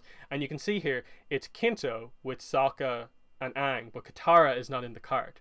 One of Kinto's favorite pranks is to slosh his victims' insides. And Sokka is really struggling here. Look at that face, and Aang not doing much better. But, he encounters them in the forest here, so pretty nice. Next up, Kinto once again. Crystal Rampart, but this time against the Fire Nation. Missed me. So playing pranks even on the Fire Nation. Dive for cover. This is Boomy again, facing off against Fire Nation soldiers. To an earthbender, the best way out is down. So pretty cool, especially for Boomy. That's like one of his signature moves. The Flopsy Flop. That's a good boy, yes. That's a soft belly, so that's what Boomy does to Flopsy, of course, when he finds him again. So pretty cute there. Immobilize. So apparently they have a bit of a fight. If you consider this to be an episode during book 1, they encounter Kinto and he sort of like dominates his encounter with them, including immobilizing Aang in this sphere of water. Welcome to life in a fishbowl, Aang. So how do they get out of this? Here's a Maloo card. Misdirection. As an orphan, Maloo spent the first years of the war alone in the forest. So there you go. She was orphaned. You'll get in one of the other cards why that is the case and more about her parents. But as an orphan, she spent the first years of the war alone in the forest. So, and then we saw that 10 years of being alone training, that's when she chose to fight. But before that, she did sort of sneak around, evading the Fire Nation and doing little tricks like that. So, pretty fun. Riding the crest. Kinto is a braggart and show-off. He uses water bending to make himself look cool. And again, there's a little bit of a character there to Kinto. I think he would have been a very fun Water Tribe character to introduce in Book 1 Water. I think the concept for this character is actually like quite decent. Again, for like a one-off episode back in Book 1, where there are more one-off episodes, I think it would have worked. Here is Boomy. Stand firm. Stand too close and you'll be picking pebbles out of your teeth for weeks. Again, I like that art there. It's very strong from Boomy. Take the high ground. Of course, always. Obi-Wan Kenobi. Words of advice. You thought I was a frail old man, but I'm the most powerful earthbender you'll ever see. So, that quote, of course. And again, really, really nicely drawn as well. Here's another Maloo card, Ward Off. Some say that Maloo's spirit still protects the forest she loved. So, those 10 years hiding out in Earth Kingdom forests, it formed a connection for her. Like, she's connected to that place. She's partly, in a way, from the Earth Kingdom now. And she becomes a little bit of a legend protecting that forest, to the point where people think her spirit protects it. And now that we know this idea that humans can become spirits, it's a really interesting idea to kind of think about that. What if, the concept of this story, the young airbender girl who survived the Air Nomad genocide for 10 years, then fought back, including protecting an Earth Kingdom forest, and even long after her death, goes on to potentially become a spirit that people still remember to this day. That's an interesting story that covers a lot of ground, that is actually very on theme and technically correct with a lot of what we know. So, back in 2005, they actually came up with some really on-brand stories, you have to say. So we have all that. So we get 91 to 100 here.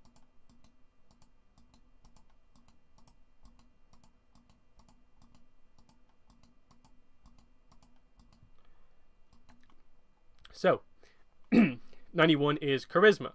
My name is Jet, and these are my freedom fighters. You should fit right in. So, direct reference to the episode Jet, of course. Contemplate, a Monkeyatso card. We can't concern ourselves with what was, we must act on what is. So, Gyatso words of wisdom. We do get a few of these over the course of some of these cards. Here's Incinerate from Zhao. And this is kind of interesting, the only thing better than burning this is knowing how desperately you wanted it. So the pettiness of Zhao coming out here perfectly as well. Because, what did he do in the library? He burnt the Fire Nation stuff, for tactical reasons, but just cause, in a way, just because he could. So that's just the type of character he is. So that's kind of interesting. So here we go. Meditate. Large deeds are accomplished by completing many small tasks. So basic wisdom, but pretty good. So just like Iroh, some nice wisdom from Gyatso here. Paisho Mastery. Most think the Lotus Tile insignificant, but is essential for the unusual strategy that I employ. And again, they made a card out of this before they ever really knew the full significance of the Lotus Tile necessarily. And it's just, it highlights, you latch onto that line and the fact that Iroh did search out for a Lotus Tile for so long. And so it's just interesting that they made a rare card out of just that line from Iroh about Paisho. Just interesting to reflect on it being so long ago before all the episodes were out. I love the way Appa looks in this image. I think it's really nice, fun. Run the blockade. Scared Appa in the middle of all of this. Really fun. Sculpted flame here. So Iroh just walking through the flames here. I love this art. Just the detail in the fire here, and the idea that, Iroh's just kind of cutting through it with his mastery of fire. Looks really cool. Training scroll. Check out my new moves. So, obviously, waterbending scroll. Water kata. Water hides its strength well. Bending is just a matter of convincing it to show off. Interesting. And just Katara doing some training here. Pretty nice. Yip yip. Walking stinks. How do people go anywhere without a flying bison? And again, another nice shot of the gang. This is I suppose a decent one to show you that the Appa toy that we saw more pictures of yesterday, this is more the scale that you're talking about, I suppose. But that's card number 100. So we've still got about 100 cards to go through. I guess I'll maybe try and speed up going through them here. But again, we'll speed up towards the end once we hit the chamber cards, because there's not too much to say about some of them. So, Bad Breath. Here's another Afiko card. History records that in the war's 5th year, Firelord Sozin had Afiko executed as a traitor. So, the traitor for the Air Nomads is viewed as being traitorous by Sozin as well, and he executes him before he betrays someone else. So, and again, you see, this shows him then fighting against Fire Nation soldiers as he himself, I suppose, is betrayed by the Fire Lord who he was loyal to. So very interesting story for Afiko. Would love to see something along this line happen. Find out the exact story of, what exactly happened behind the scenes to make the Arnoma genocide actually happen. Channel the Winds, another Gyatso card. So you can see just him showing how much of a master he is against the Firebenders. Pretty strong. Dust Storm, an Aang card. Concealed by the swirling cloud, Aang has time to gather his chi. Expendable Troops. Bring me the Avatar or don't bother coming back. So we get to see the Komodo rhinos, which hopefully we'll learn more about in the Beasts of the Four Nations, but nice art here for it. Fiery Temper. I actually really like this effect. Just Zuko versus an Earthbender, and the Earthbender, blocking the fire blast with the big kind of battle hat thing that they wear. You better learn some respect, Lieutenant, or I'll teach it to you. So that's interesting. Flying Staff technique.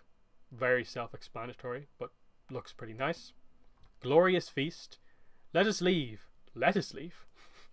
I love that joke. I love that they do have a few cards here that directly reference a lot of those weird cards. Fun lines of dialogue from a really funny episode 105. Head Over Heels, so a JoJo card. Sorry, boys, didn't mean to knock you off your feet. So that's getting her personality across a little bit more. And this is where JoJo feels a little plain, in that it's just, she's a bandit, here she is, being a bandit.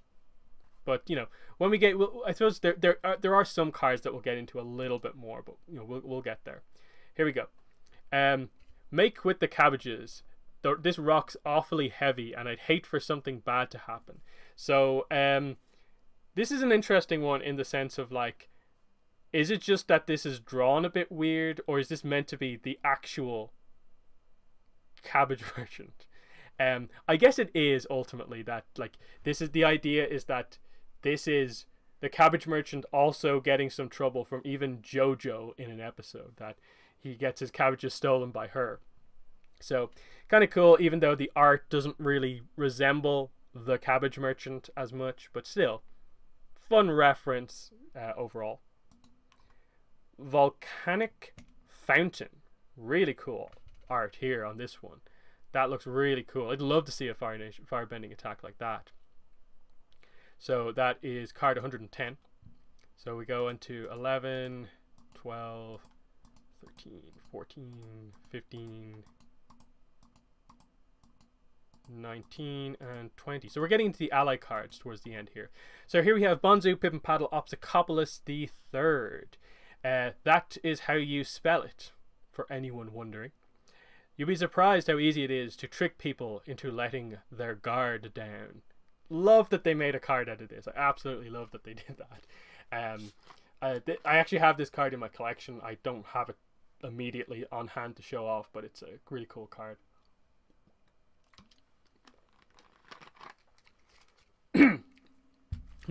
And it's actually quite good. The effect on that.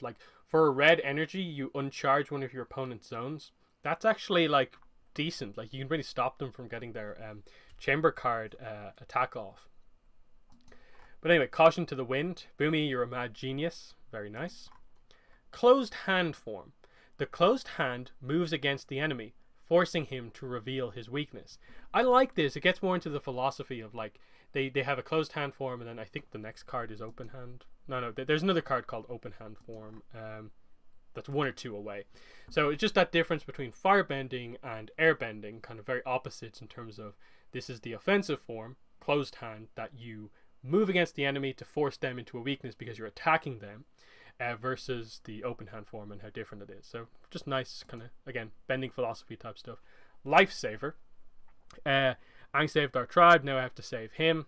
Nice scene, nice art. Open hand form, here we go. The open hand moves with the enemy until he reveals his weakness. So it's just that idea of the different approach. Force your opponent into a weakness versus just stay with them, keep the fight kind of dragging on until they make a weakness. And I like that. Especially with the idea of it's the two main characters from the show with their mentor figure. It's Zuko and Iroh, and it's Aang and Gyatso. Yeah, and it's reflective of the styles as well. Roku's guidance. I'm a part of you. When you need my help, you will know how to find it. Very nice. Sustenance. Can't talk, must eat. Take them away. The prison rig is a cruel place where earthbenders are locked away, never to return. Here's Aang. and I love the quote that they have here for Aang. Love each other, respect all life, and don't run with your spears. It's just I love that, like, this is Aang's character card, the ally card within the game, and they give him this line that he says almost as a joke, but it still is very fitting for him. Really like that. Appa, of course, we saw this one already. He's a gigantic fluffy monster with an arrow in his head. It's kind of hard to miss him. There's some good, like, even when they don't make up their own flavor text, there's some nice quote choice as well. I do like that. So we move on to the 120s. Again, these are all ally cards for the next while.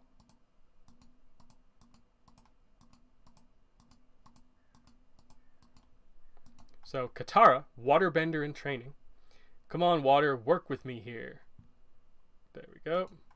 King Boomy, ruler of Amashu. There's no take-backsies in my kingdom. Nice choice. Very nice choice with the quote. Momo. No quote. Makes sense. Hungry Lemur, though, is the subtitle for Momo. Monkey Atso, Aang's mentor. Just because you grow up doesn't mean you have to stop having fun. And of course, he's shown with the pastry. They really liked having the pastries on the cards here. That's like what? Card number 4 of Gyatso with the pastries on it. Jet, ruthless rebel.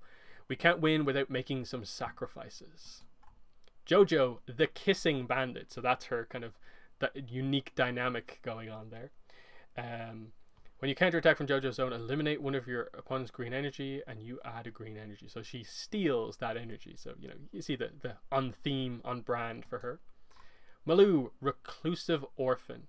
Maloo's parents, airbender monks, were among the war's first casualties.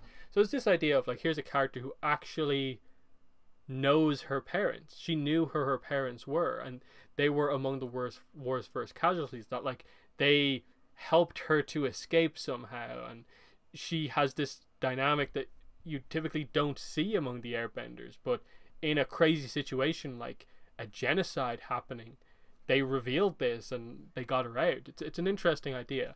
And again, I really like this image of Maloo as well. It gets across that this is her, out in the Earth Kingdom. So her outfit is sort of frayed at the edges. She has a little bit more. It's a slightly different, altered Airbender outfit that kind of fits for her. So very cool character, definitely. Pirate Captain, Shady Trader. We prefer to think of ourselves as high-risk traders, of course.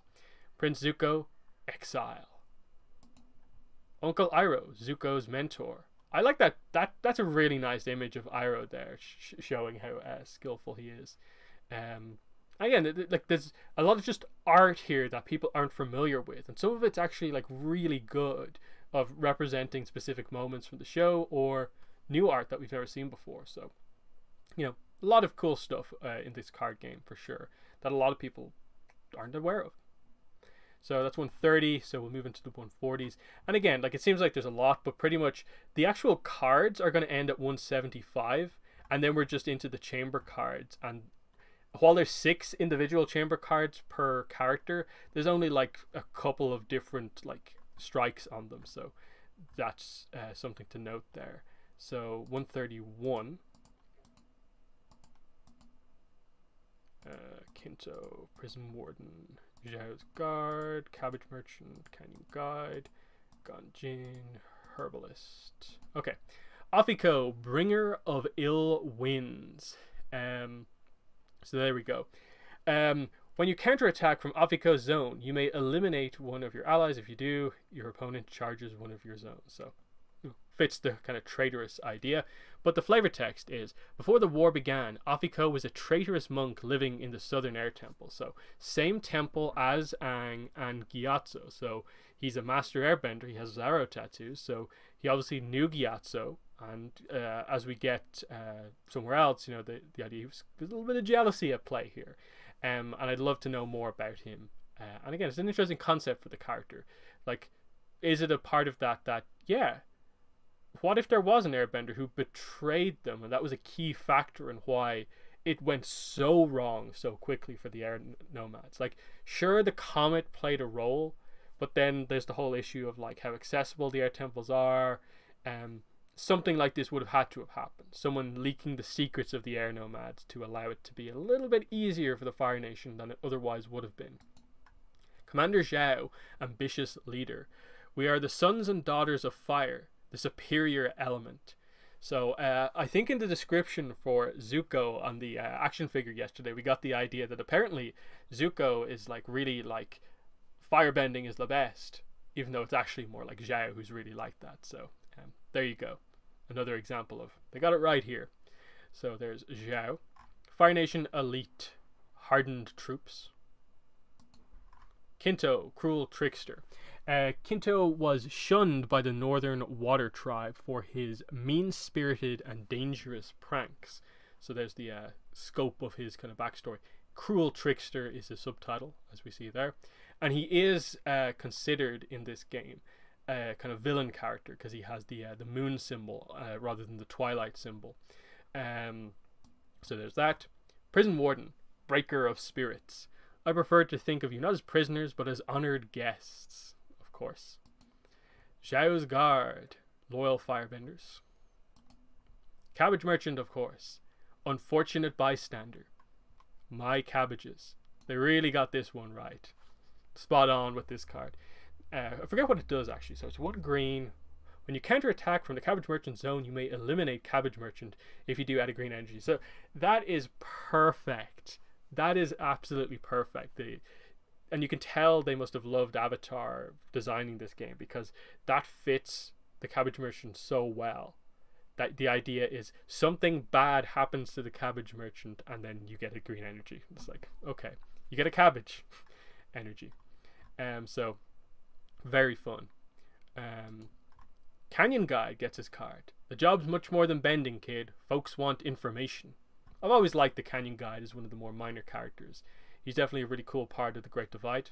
And again, it highlighting that this is like the furthest into the series we've gone so far. The Canyon Guide. The Great Divide is really it. We get nothing from like the Storm really, or after that, the Blue Spirit. So this is as far as we go. Ganjin Tribe. Children of Jin Wei. Maybe you Zhangs wouldn't have so many sick people if you weren't such slobs. The Herbalist. Mad Hermit. You're insane, aren't you? That's right. So it's crazy that even she gets her own card. So that's pretty fun. And then yeah, last ally card here is Zhang Tribe. Children of Wei Jin. If you Ganjins weren't so clean, maybe you wouldn't live to be so old. Wonderful logic there.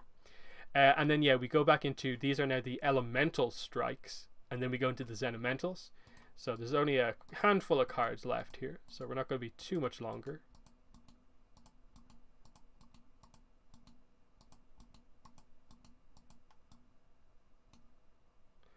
Okay, I'll just do these ones. So Air Scooter. So really cool. Aang and the other air nomads. Pretty cool. We obviously saw this a little bit in the flashback, I suppose. So I suppose this actually is from the Storm a little bit. So, that is important to acknowledge. They do go a little bit further. And then, yeah, as mentioned in chat there, yeah, the Herbalist is actually from the Blue Spirit. So they do stop at that, like, roughly just that midway point in or around those episodes. But there's nothing from, like, the finale or anything like that. So this is actually a kind of Storm reference here. First you form the ball, then you gotta get on quick. Chi Absorption is an Afiko card. Afiko helped Firelord Sozin conquer the Southern Air Temple, thus starting the war. So that's what he did. And then look at that power. Blocking Earth attacks with a barrier of air. Very, very strong. So there's that. Dust Funnels. Pretty cool. Graceful Leap, another Afiko card. Afiko led a corps of Fire Nation soldiers who hunted down the remaining airbenders. So this is sort of the whole, like, from Star Wars, like, he was almost like this, like, inquisitor like role of, like, he was sent out with the information that he had about air nomads. You help our guards to find the ones who escaped. It's a very fitting role for him, and I'd love to know how he felt, and that makes him like an interesting character to me. So there he is doing a leap over a earth boulder. Here we go, Malu. Open palm pushback. So you can see this is Malu fighting a earthbender. So she was even protecting the forest from earthbenders as well. Villagers now pay tribute to Malu, who protected the forest nearly a century ago. So, you know, she is respected. But yeah, cool attack there. Able to, you know, with her training, defeat an earthbender soldier. So it gets across like she's pretty skilled. Zoom. The first rule of fighting an airbender: don't blink, or you'll miss them. So I like that card. Boulder Smash. Oh, another Mookie card. Oh, good heavens, that boulder is heading right for. Oof. So there's Mookie got wrecked twice by Boomy, once by Jet, and once by Haru. So that's pretty cool, keeping track of that. Choking Sand, Haru card. So just there's Haru doing a little bit of spot of sand bending. So there we go. Mookie, a distant relative of the lieutenant in terms of a character just getting wrecked constantly. But yeah, who knew Haru could sandbend? Here's JoJo doing some pretty strong earthbending. I like the pose that she's doing here. A girl has to know how to deflect unwanted attention. So you can just imagine if she was a character, all these kind of funny like lines she'd start saying in the middle of fighting. But it'd be fun. Here is Groundbreaker. Really like the detail there from Haru. Really fits his style. He tends to do moves like that a lot. Quarry Crush, another Boomy fighting firebenders. You guys look hungry. How about a sandwich? So, very strong move there. So that was 152. So we'll do 153, 4, 5.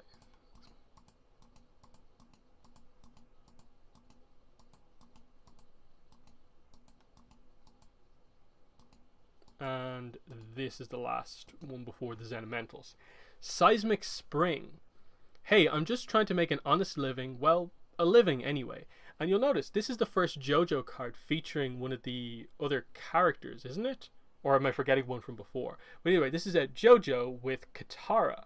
And then you'll remember that the Kinto cards didn't feature Katara, but they did feature Sokka and Aang. So my guess is that whatever way this worked out, when they got separated a little bit, Katara had a bit of a conflict with JoJo, who she met along the way, and the other two met Kinto along the way. So that could have made for, I think, a very fun episode, or maybe 2 episodes of just like 2 interesting, unique characters in JoJo and Kinto. You know, you can see how it would kind of fit in early on. Having Katara get to fight an earthbender who seems pretty skilled, not like super elite or anything like that, but yeah, pretty cool. Definitely. I like that, just the seismic spring off the ground. Katara wouldn't be used to that. Next up, Corona Punch. I love the name of that and the potential and so on. A flame can slip through the slightest gap in your defenses. I suppose it can. So it's a rare card as well. 5/6, 2/1. Eliminate a yellow energy, and you could also do pitch, eliminate a yellow energy. That's very strong. Ember Shot by Iroh. Very strong. And again, that's like Iroh's like signature fireball. Like he does his sort of standard fire blasts like that, and it makes his style very unique, that he has that really sort of like kind of like big but not very like long fire attack. It makes him stand out. I kind of like that. Fire Sweep, Zuko move. The only flame that puts you out. That's a nice line. Kindle. Firebenders bring new meaning to the term warm-up exercises. Pretty nice. Twin fire daggers, sometimes called dragon fangs. These compact flames are incredibly hot. So there's the other dragon reference I think I said earlier on, that I knew another card referenced something like that. So we had Teeth of the Dragon earlier on, but this is sort of dragon fangs is a common name for the fire daggers. So that's cool. Warship Barrage. So that's nice reference there. Bubble Burst. So here's sort of like Sokka in combat with Kinto. I bet you thought you were winning this one, Sokka, as he, gets Sokka in with this attack. Clutches of the Deep. And obviously this is how they sort of escape from Kinto. Come back here, no one ignores me. But they managed to obviously get away at some point. So my guess is that they get separated from Appa perhaps, and the key turning point is probably like Appa comes in and they're able to quickly get on him and get away before Kinto can attack them some more. So that's kind of cool how that sort of plays out. Flash Flood. Nice move from Katara here. When you're a waterbender, it's always high tide. I like those little lines. Ice Blooms. When Katara says freeze, she means it. So very punny here. But yeah, pretty cool. Single Water Whip. Classic waterbending move. Yep, snapping that spear. Tidal Wave. Maybe a little bit powerful here. Little bit much from early Katara here that she's able to do this. But I get it. They had to design a rare, big, powerful Katara card that you were meant to use in the Katara deck. And this is what they went for. 6/7, 4 energy cost, including 2 and 1 red. -3 when you counterattack, charge any zone. Yeah, very powerful. Look on the bright side, Zuko. At least no one will have to swab the deck. So there's that. So that's that. 165. And then, yeah, we're onto the Xenomentals, which are the hollow cards. So let's just open up all of these.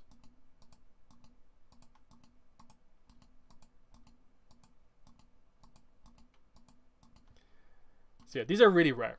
In my experience, having opened like, how many packs have is my collection made up in terms of individual packs?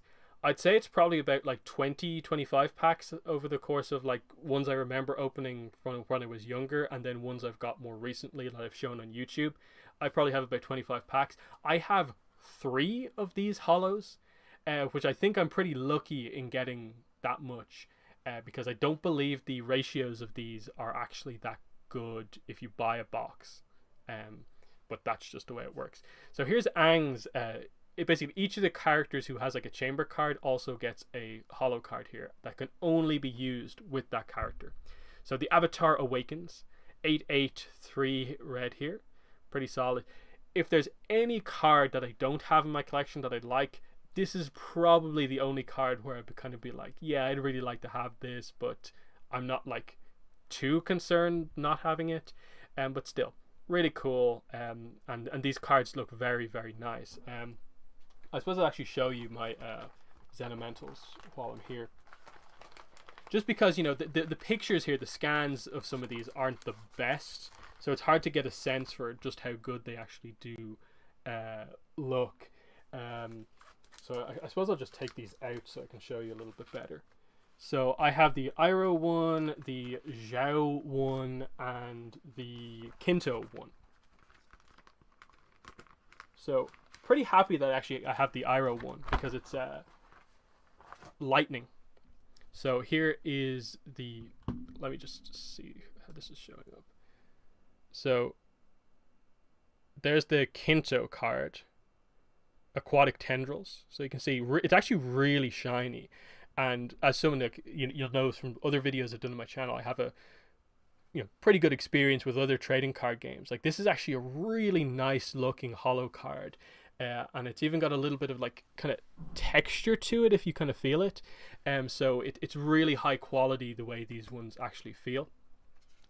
Here is the Zhao card. And this looks really cool because it's Zhao like running through this like, as it says, maw of fire. It looks really, really cool. But again, we'll cover the card in more detail when I show it in the scan. And then finally, the Iroh one, Shocking Revelation, of course. Very, very cool. Again, this is one of these things like, it's at least for me, like in like Ireland, the UK, I don't typically see a lot of like listings for these cards that relate to my region. So I don't really see listings for these cards go up too much. So I don't really know too much about like the pricing, what the like the go-to prices are for like an individual like hollow card or anything like that. But like from what I've seen, like it's like what 20, 25, 30 for one of the Burger King promos. I'm guessing it probably is in or around the same for these cards, where like it probably is like 20, 30 ish per Zenimental. Um, because I don't think the game is like crazy expensive when it comes to single cards, just because it was so not particularly popular that it doesn't have that like really like rare feel to it. It's just kind of, a kind of failed card game that's kind of difficult to get. Um, so yeah, I'm not really familiar with like the go-to pricing or anything like that for cards. And I don't really see individual hollows go up that much. But that's just the way it is. So there's that. And yeah, in the chat there's apparently a 1 in 6 chance of pulling a Zenimental in one of the starter deck boxes, and a 1 in 3 in a booster pack. 1 in 3 for a Zenimental in a booster pack. Is that correct? So what does that mean? In a booster box you get 8 Zenimentals? That seems a little much. Let me just check something.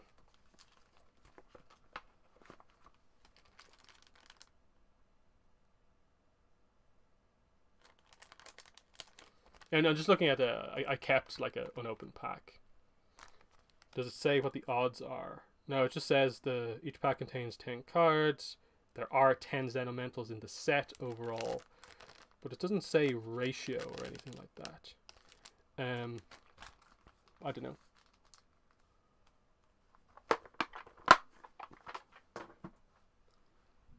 Okay, so it's actually reversed. So it's what, 1 in 6 for pack, 1 in 3 per starter box. Yeah, that seems a little better. So that like, I guess in a booster box of 24 packs that you'd be expected to get like, yeah, like what, 3 or 4 Zenimentals. That feels a little bit better. That kind of fits, I suppose, more in line with, I'd say, like the amount of packs over the course of like my history opening them that I've got. Like I said, in like 20-ish packs getting 3 Zenimentals. That definitely fits. But yeah, let's go through these. So Avatar Awakens we've already touched on. Here's the Sokka card. It's an ally. Sokka Big Brother. Uncharged Sokka Zone. If you have a strike in Sokka Zone, choose one. The strike gets +1 intercept, or that strike gets +1 force. That's pretty good. So that's pretty cool. Yeah, you can only use it in the Katara deck. You have to uncharge the zone. Actually, thinking about that again, the cost is good, but I don't know if the effect is actually that amazing for the amount of setup work you have to do there. That's not particularly standout to me. Here we go. Flopsy, Boomy's pet, exclusive for Boomy. 1 green, 1 red. In Flopsy's zone, your strikes have -1 intercept and +2 force. That's actually quite good, because I think a lot of the Earth cards, like we went over, especially the Boomy cards, do have high intercept but low force. So this sort of adjusts the stats a little bit. So that actually is a pretty nice card. It works well with what the Boomy deck is actually trying to do, and is very, very fitting.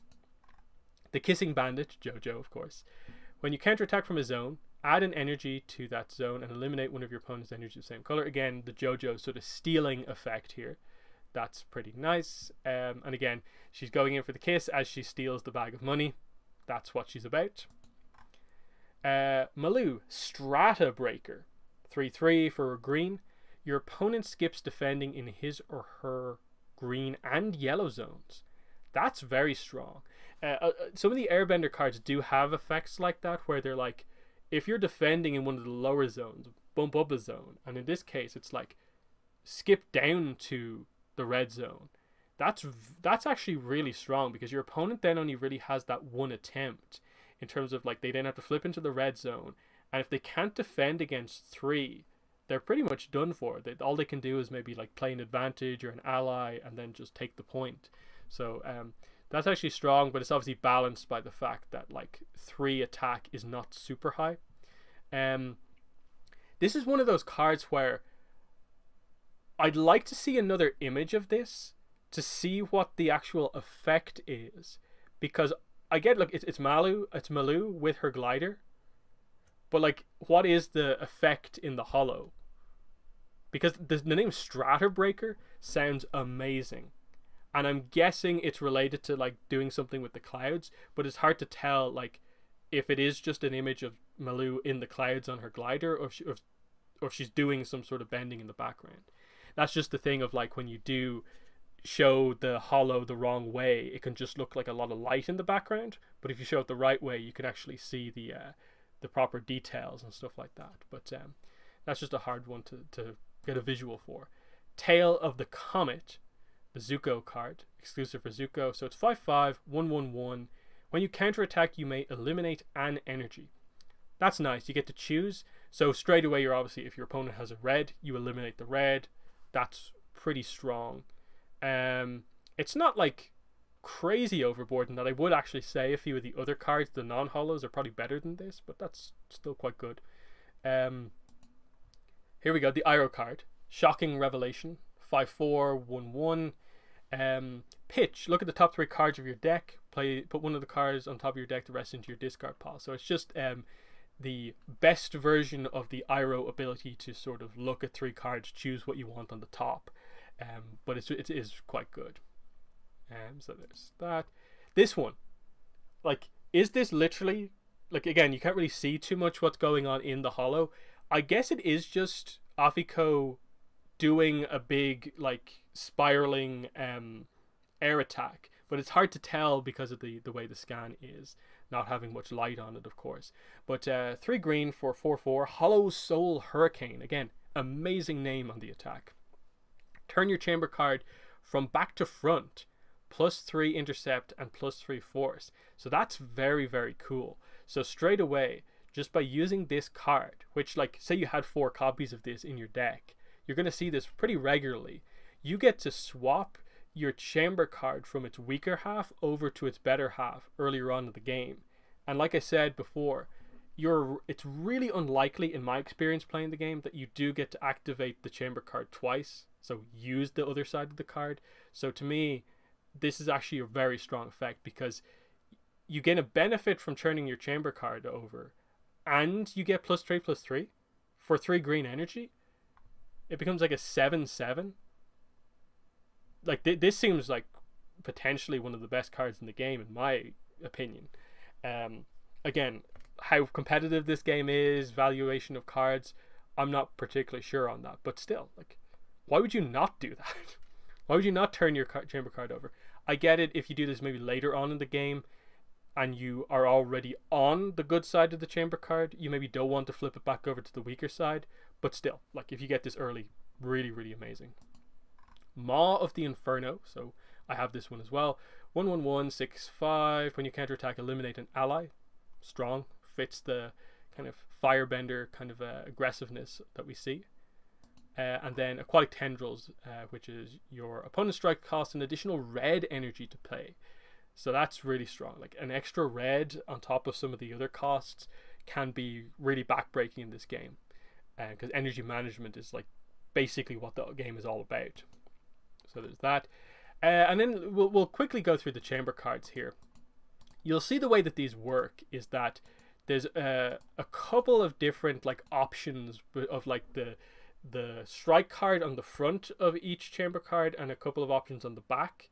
And a lot of them will just be, say, like, the front is the same in these two, but the back is different. But so, like, here's the 6 Angs. Like, you get Penguin Sledding and Taming the Unagi as, like, a selection. So 9/9, but it goes down by 2 each time. Penguin Sledding. The next one is Penguin Sled... Wait, is that correct? 176, 177.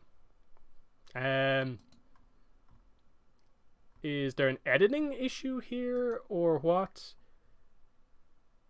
The first two chambers for each character is the exact same. You see that I think I've noticed this even in my own collection. I don't get why that they do that. Why they're numbered differently, but they're the exact same cards functionally. That seems such a waste. Like, why would they do that? That, like, literally, you have to get an extra chamber card to complete your collection. That's the exact same as another one. That's so silly. It's not even like alternate art or anything like that. It's weird. So yeah, those two are the same. But then you have Penguin Sledding and Vertigo Dash. And Vertigo Dash is 6/6. When you counterattack, add an energy to each of your zones. So that's really strong for Aang. Then we have Updraft and Taming the Unagi. So Updraft is when you counterattack, you may rearrange your allies. Not a great effect, but it's all right. Then you have Updraft and Vertigo Dash. So, you know, is that good? Is that better than some of the other ones? Not sure. And then you have the rare one, which is Updraft and Avatar State. So this is obviously like the big one here. 5 red energy. Good luck even getting to 5 red energy to be able to actually use this. 12/12, unbeatable stats basically, because I don't even know if there's that many combination of cards in this game that can get your things up that high. Like, even if you do an ally that boosts your intercept and an advantage card that increases your intercept, I'm pretty sure the highest you're getting is probably like 10 defense. So I don't think you can actually like properly block this card, which makes sense for 5 red energy, which is like impossible to get basically. When you counterattack, eliminate all of your energy. So it even has an even bigger downside. You have to just pay 5 and then get rid of all your energy, because you are effectively scoring a point on this attack. So it's like pay all of your energy, but you have to start off with 5 to score a point. Is basically the way this card works. So pretty incredible. So that's good, and that's the way it works. Like the rare one on the rare chamber card is always going to be a very powerful card. So they're the Aangs. We'll go to the Kataras next.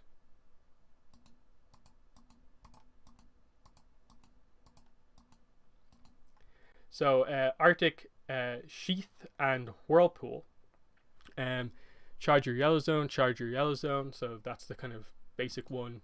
As we said before, the other ones is like Whirlpool, Arctic Sheath, same of course. Arctic Sheath, and Geyser Torpedo of Katara attacking Jet. When you counterattack, add 2 red energy. That's very good. And it's only in an uncommon. Parting Shot and Whirlpool. Counterattack, add a red energy. That's pretty good, except it's kind of weak in the sense that like it only has 2 power. But add a red energy is quite good. Parting Shot and Geyser Torpedo. And then Double Water Whip is the rare one, which is a 6/7, no cost, but if you pay a green, when you counterattack, each player charges one of his or her zones. So pay green and you both get to charge one. I typically don't like the ones where you give your opponent something as well, but I guess you're relatively in control when you do this and you're building towards your next chamber card activation. But by the time you're doing this with Katara, this is your second time doing it, so you're building towards your third. It feels like you're trying to get your opponent back in the game. You know, do you want to do that? So next, the Boomies. So we have Stone Heel of the King, very cool name, and Omashu Dodgeball, also a very cool name. +1 force when your opponent focuses, +1 force when your opponent focuses, +1 force. Yeah, so just that effect. Stone Heel of the King, Omashu Dodgeball, the same. Omashu Dodgeball and Scouring Earth Kick. Love these names. Your opponent's cards have reflip green. That's an interesting one. Like, it's a very powerful card in the sense of 8 power, 6, 1 green, but you give your opponent the option to basically have multiple goes at trying to flip the right card. That's an interesting mechanic, actually. Shadow of the Boulder. So that's kind of cool. Your opponent's strikes have green, +1 intercept. So yeah, cool. Shadow Boulder, Scouring Earth Kick, and then the rare one is Shockwave. Whenever your opponent plays a card in a zone, eliminate an energy in that zone. That's pretty good. 6/6, yeah. Good power there from Boomy. Next we go into the JoJo's. And you can sort of see like that you're going to spend so much time collecting all the other cards because it's a huge set. Lots of commons, lots of uncommons, tons of rares, and 10 holos to pick up. And then you have to get 6 of each chamber card. So you can see it's a kind of difficult set to even attempt to complete, needing this many of each. It's not just that there's a character card and it's just the same character card each. There's like different ones and 2 of them are identical.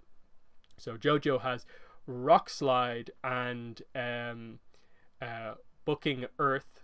When you counterattack, you may move an ally to the top of its owner's deck, and yellow, you may counterattack.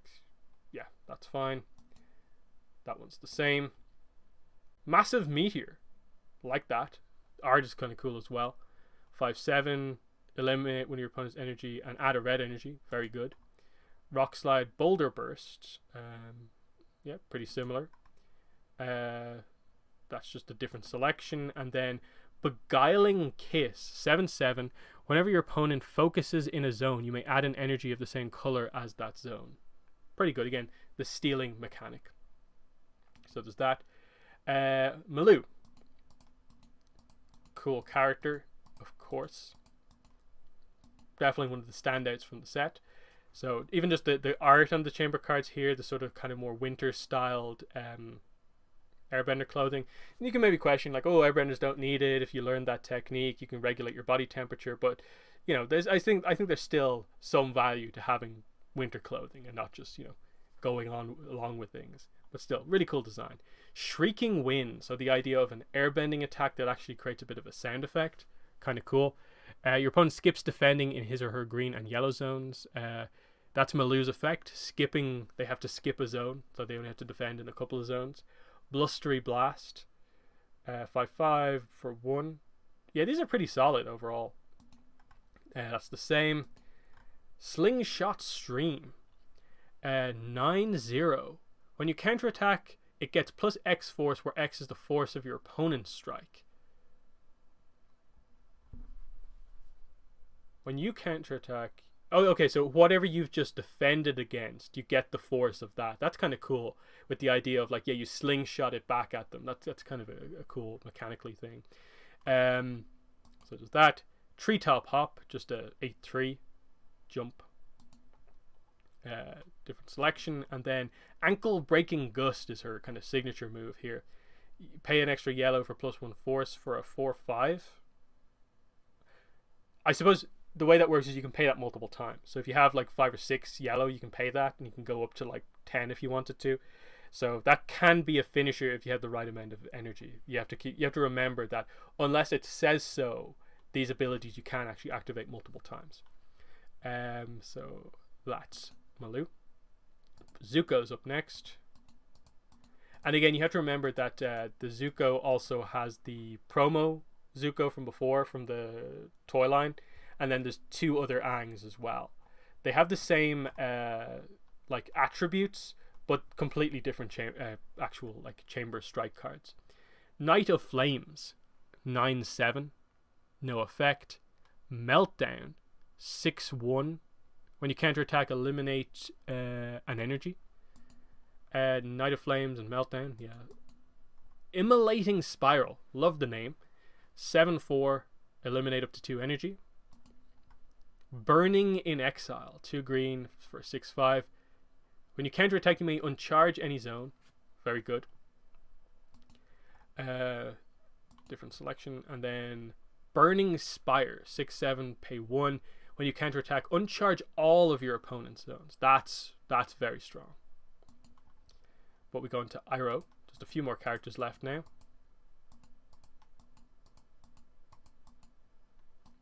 So Iroh has a smoke screen here. The art looks really good, actually. When you counterattack, look at the top 3 cards. Yes, we've seen that effect before. And 8/7 is really good for just the basic one. Firecrackers. When did Iroh do this to Aang and Katara? 5/5. When your opponent is defending, his or her zones cannot be charged. Cool. That's the same. Suppressing Fire. 5/7, your opponent cannot focus or pitch while defending in zones. Firecrackers as well.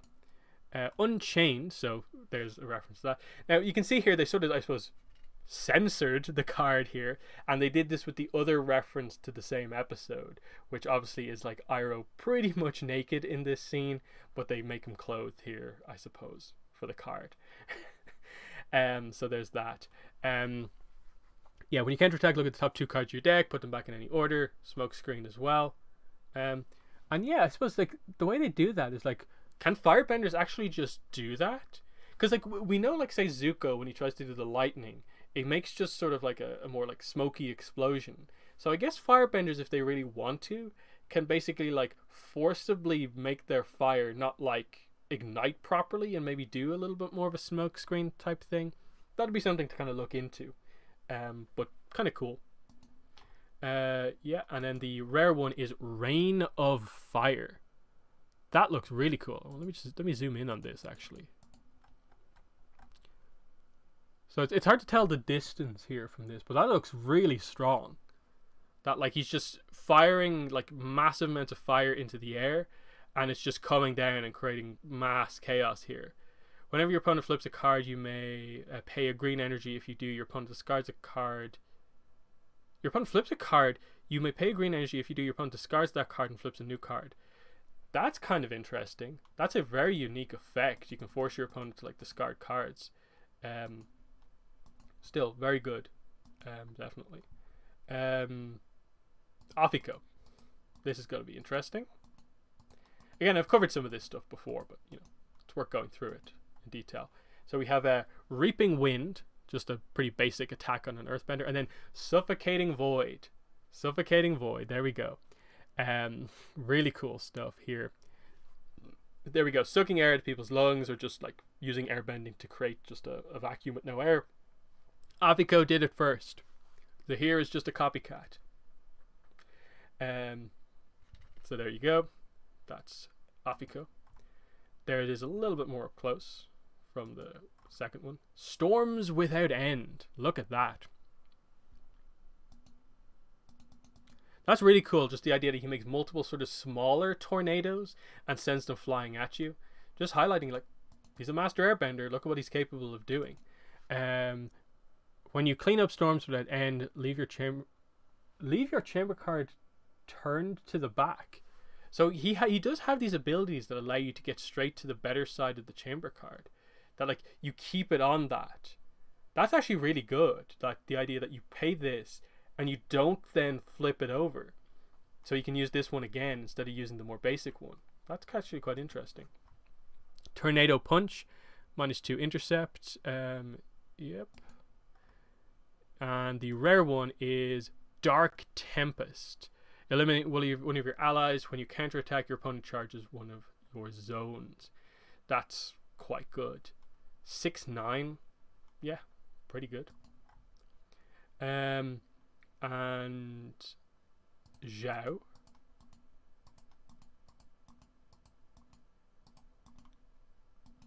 So we have Open Fire. 6/6 when you counterattack. Yeah, it has that like clause of like if they attack with something weak, it gets more force. No mercy for the weak, like that name. Also like the chamber card art as well. So that's very nice. No mercy, that's the same. Whoops. Roaring Sphere, 7/6 green. When you counterattack, eliminate an ally. And just yeah, he's going to be very violent with the earthbenders, of course. Fiery Lash, also against an earthbender. We've seen that one. And then his rare one is Agni Kai. So let's take a look at this one up close. So pretty cool. Yeah, he's two hands together there. Zuko's dodging it. He's coming up from below. That's really nice. And I like that they have it here. Agni Kai. 6/6, eliminate one of your allies, +1 force. Yeah, very cool. And then Kinto is the last character. So these are the last couple of cards here. So we have Splash Rockets. And look, this is actually really cool. Gut Wrencher, again, is a reference to the one from before, sloshing his opponent's insides. But Splash Rockets is actually quite interesting. Just this idea of like he's drawing water from a pretty big source, but there's these big fire attacks coming in at him, and he's just kind of quenching them like that with his own sort of rockets. I like the setup there. I'd love to see like a sequence like that, waterbender dousing fire like that. So there's that. That's the same. We have Avalanche against firebenders. Pretty strong. And against Cross, he's a powerful bender as well. So there's that.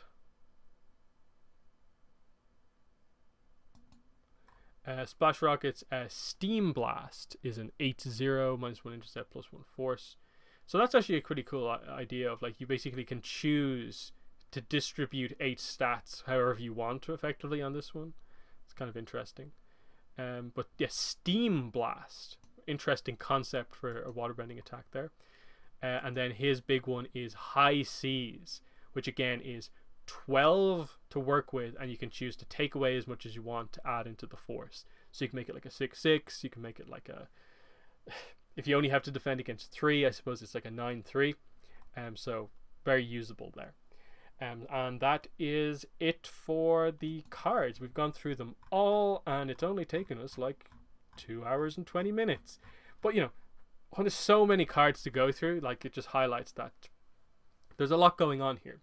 So I hope you guys enjoyed going through that. Just a in-depth dive into the trading card game. And as you can see, what were the main new things from a story perspective that this card game actually added into the franchise?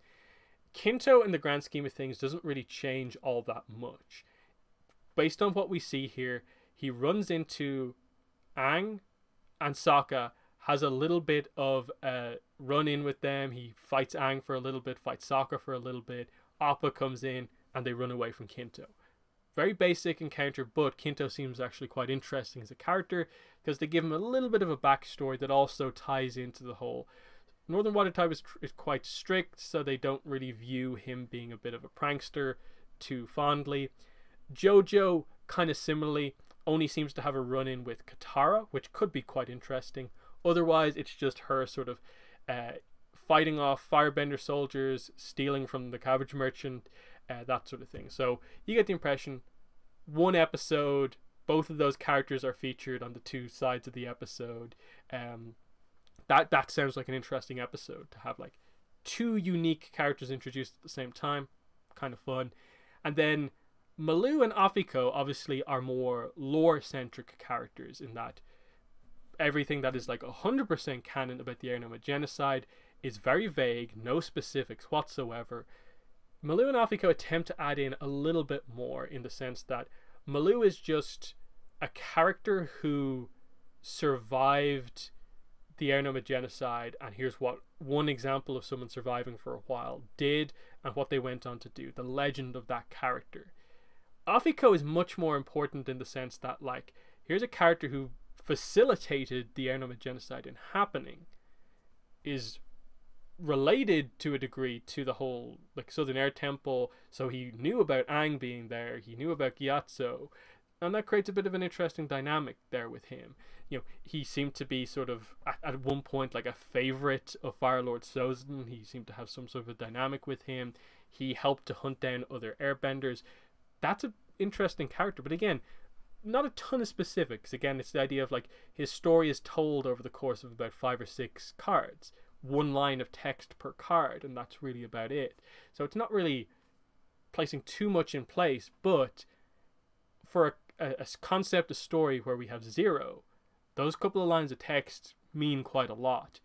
Beyond that, you'd say there's like, okay, there's a Boomy facing off against Fire Nation soldiers, and then Haru also fighting Fire Nation soldiers, where the Haru stuff clearly has to be set after Imprisoned, and then the Boomy stuff clearly has to be, I guess the Boomy stuff could either be set before the series, because again, he's 112, he's going to look that old for regardless of for a massive timeline. That could be said before or after, but the idea that he fended off a couple of Fire Nation soldiers, you can go either way with it. But the story with the Fire Nation soldier Mu Ki, suggests that it maybe is a little bit more in or around the time of the series, because he encounters Jet, he encounters Haru and Boomy. So it's just this idea that, like, oh yeah, the Fire Nation are attacking the Earth Kingdom. Of course, there's going to be like run-ins along the way. Maybe not major invasion attempts like we see over the course of the series, but groups of Fire Nation soldiers coming to Amashu and Boomy taking them out makes sense. Then a big invasion comes. Kind of cool. Outside of that, it's like the Gyatso stuff is nice, again, to add on to the Aranoma genocide, more in terms of how it started, him being super skilled. That's really what most of it says. Other than that, like, a lot of the moves that you see, like Zuko use, Katara use, Aang use, nothing really seemed out of the range of what was really possible. Like, maybe there's one attack Zhao used where, like, yeah, he probably couldn't do that. There's one Katara move where, like, that's maybe a little bit big for this early on in book one. But that really was about it. Otherwise, like, it makes good references to the show. The times when it adds in, like, extra sort of quotes itself that are sort of new feel very in character. So, you know, it's this case of, like, it does sort of the best stuff that, like, the Avatar Legacies type books do, where they clearly write around stuff that we already know about and add a little bit extra on, and, you know, see where it goes from there. And again, the question, and I suppose it's the question for you guys to answer in chat: do you think we'll ever learn more about the Aranoma genocide? That's the big ones, of, like, that's why I feel weird about anyone who feels really strongly about the card game being non-canon. If you also feel that, like, they're never going to tackle the Aranoma genocide, then what's the problem with the card game having some information that actually fits naturally with everything else and doesn't seem wildly outside of the realm of what is possible? That's the big thing for me. So yeah, that's pretty much, I think, everything I wanted to say here. So yeah. I suppose what question in chat, off topic, but can I bring up a theory I have about the Kyoshi story? Sure.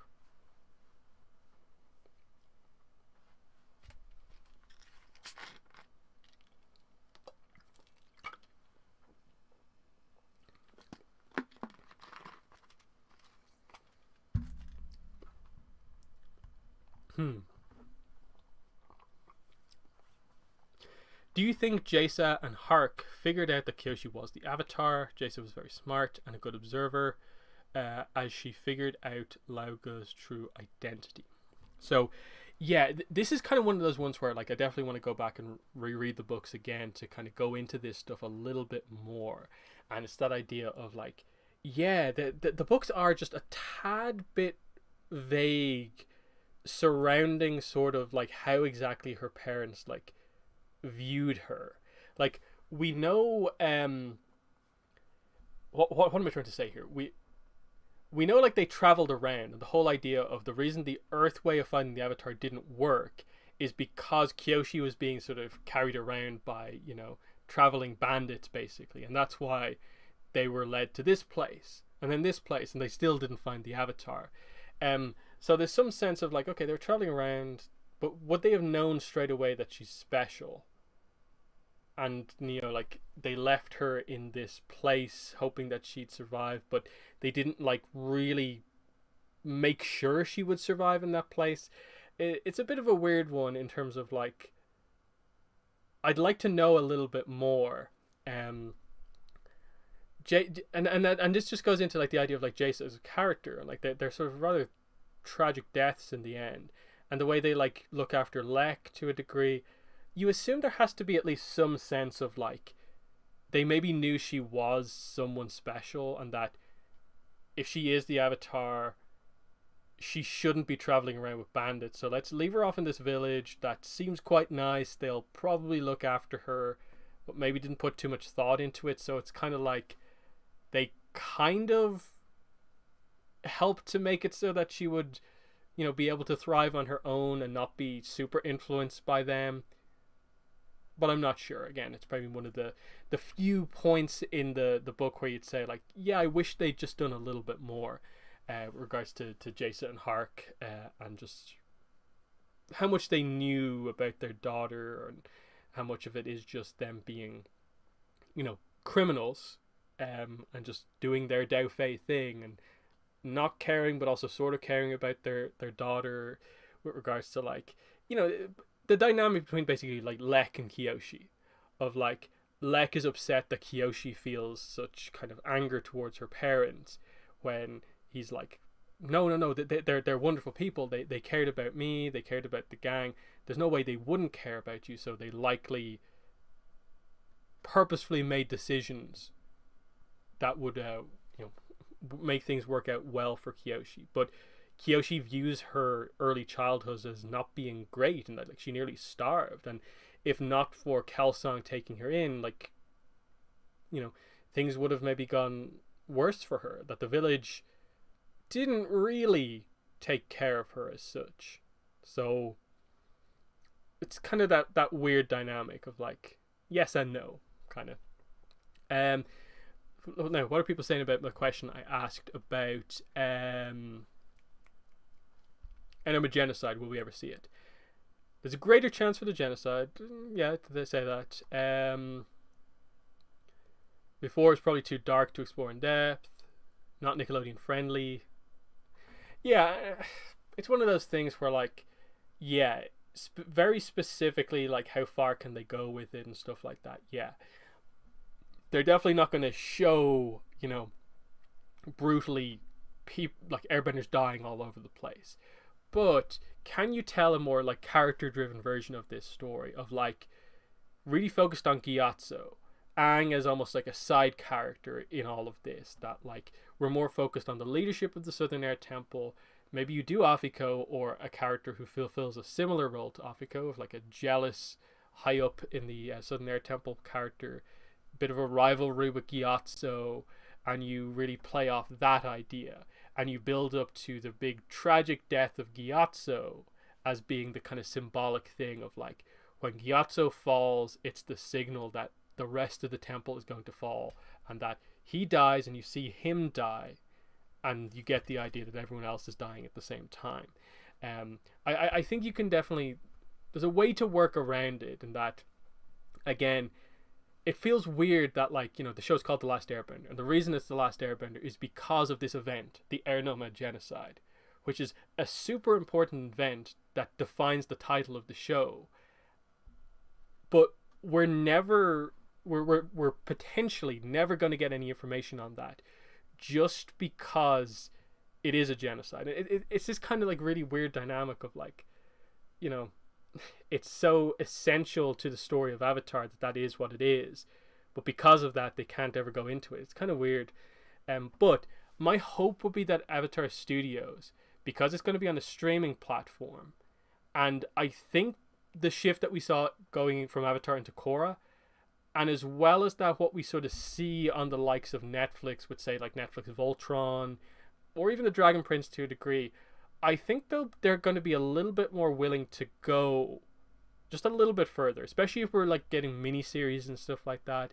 I understand, like, their mainline series, their movie, if they do it, they're maybe going to want to keep the rough age rating of ATLA and Korra, but I can see them maybe doing a one-off, series, one-shot shorts that maybe are a little bit more mature, that are more of the level of the Kyoshi novels, or just do novels to cover it. That way, written in text, you can get away with a little bit more, because there's some pretty brutal stuff in the Kyoshi novels, like the way Kelsang is killed, the way, like, Yoon is killed, like, the way most of the characters are killed is pretty brutal. Like, the way they describe Rongi breaking the guy's leg on the Lei Tai, they're much more, like, visceral with that sort of stuff. So I think in a novel you could definitely cover the Ernoma genocide, and I'd want to see Gyatso as more of a focus, and see some of these dynamics and stuff like that. Let's see, what else do we have here. Sages.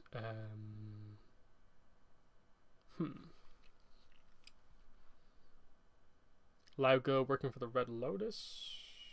Um, well, we know the Red Lotus doesn't form until like the gap between ATLA and Korra, based on what we know. That like it's that thing of like Jiabao is a character who is younger than Iroh. He's not this like ancient character. Like Iroh knows Jiabao, so he's an in between Korra character. So like Red Lotus isn't around as such. Guru Patik. I don't know about that. What else do we have here?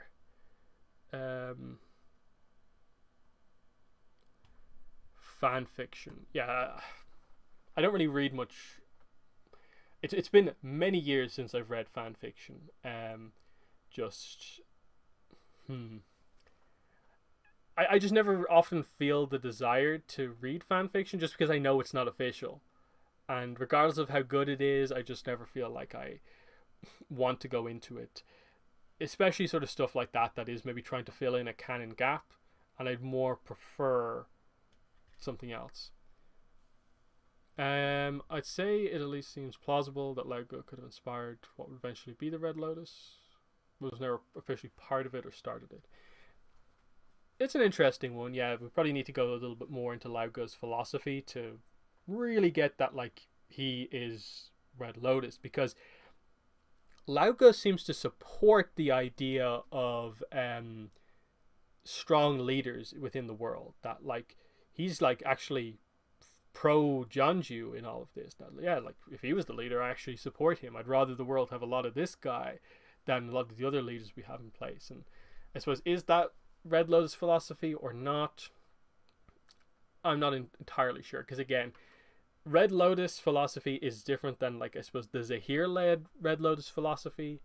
Zahir seems to be more the guy who's very much anti-leaders, and the Red Lotus philosophy is just chaos, which I don't think fits too well with Lao Ge, because his whole immortality thing is about being stagnant and basically not chaotic.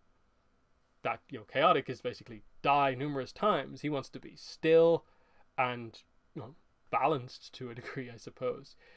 But I suppose there's always nuance to it either way. So there's that. Yeah, like that's another story that I think in Avatar just needs to be told, is the transition of the White Lotus from the really cool group at the end of ATLA to being the slightly more boring, less interesting group that we see in Korra, and the issues that some of the other new members had with that change in them becoming less of a secret group and being more of a public group to actively serve the Avatar, Jiabao coming into play. I think that story really needs to be told, that it wasn't enough to just say that this happened in book 3 and that's it. You need to go into it a little bit more. Because, like, we had the White Lotus right there, the Red Lotus is right there, and you really didn't go into the conflict between the two organizations outside of that line of dialogue, pretty much, and some minor conflicts towards the start. But even that, like, did Zahir say anything of note to, like, important White Lotus member Zuko? No, he didn't. So like they never really brought it up. So there's that. When they went from clone tier to stormtrooper tier, yeah, pretty much, yeah. We went from having, you know, Captain Rex, you know, Fives, Echo, to just like, yeah, stormtrooper number 5 over there. Yeah, that really was it. We need the redemption of the White Lotus, definitely. Let's see. Book season 3 of Korra is the best season. Sure. Yeah, it's always a bit of a weird one.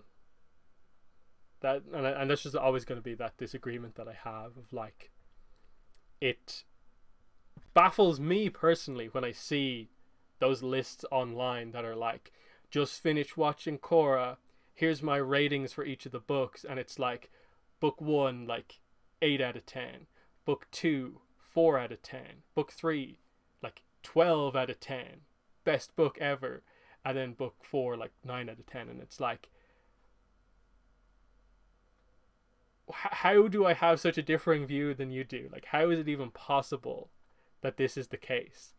That, it's just that, like, that you rate this book like 4 or 5 points off where it realistically probably should be, and then you're also the same amount off in the other direction with book three. It's just like, okay, I get it. I just have a different opinion here. So there's that. But yeah, I do feel it's just a case of like book it tends to be underappreciated, book three tends to be overappreciated, and the tendency in the fandom is for it to not be particularly like nuanced, the discussion, at least in my opinion, because I do think book three has some pretty like fundamental flaws at its core. It's still got very good points, and I still really, really like it. Again, I'll always say, like, in terms of a scoring type thing, it's not that I consider book three to be like a 4 out of 10. To me, it's still like in the ballpark as all the other ones. And I've even changed rather recently to feel that actually book four is kind of weaker than book three.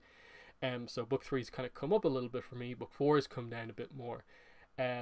So it's always kind of like moving around like that. And I think that's just Korra in general, that there's more to talk about with every book in terms of what is its strengths and what is its weaknesses. But we've discussed that quite a lot on the streams, just the pluses and minuses of Korra, of course. What's this question here? Could bloodbending have existed before Hama? Because Yukon says that they come from a long line of powerful bloodbenders, and they were only like maybe 2 generations between Hama and Yukon. Let me think about this.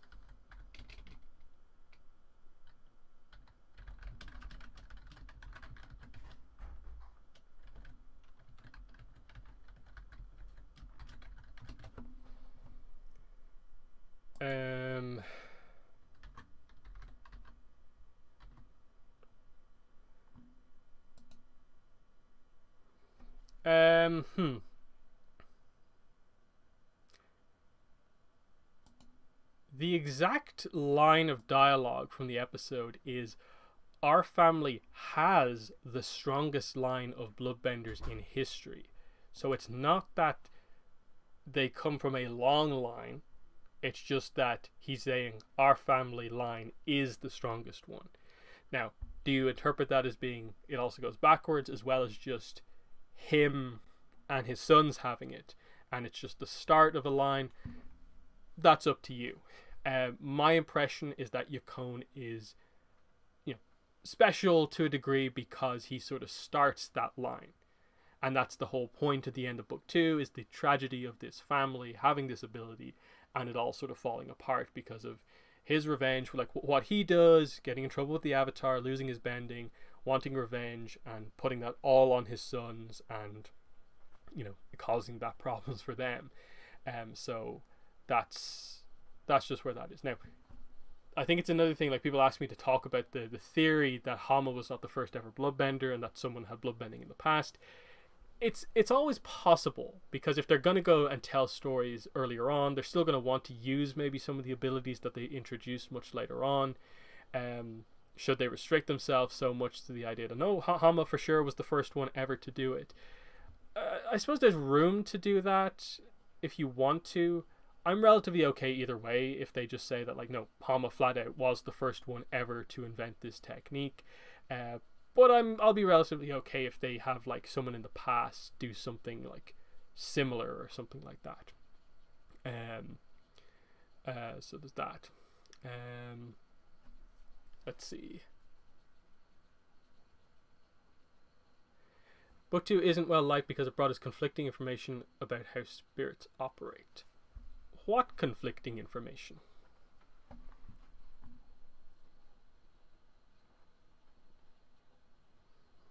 And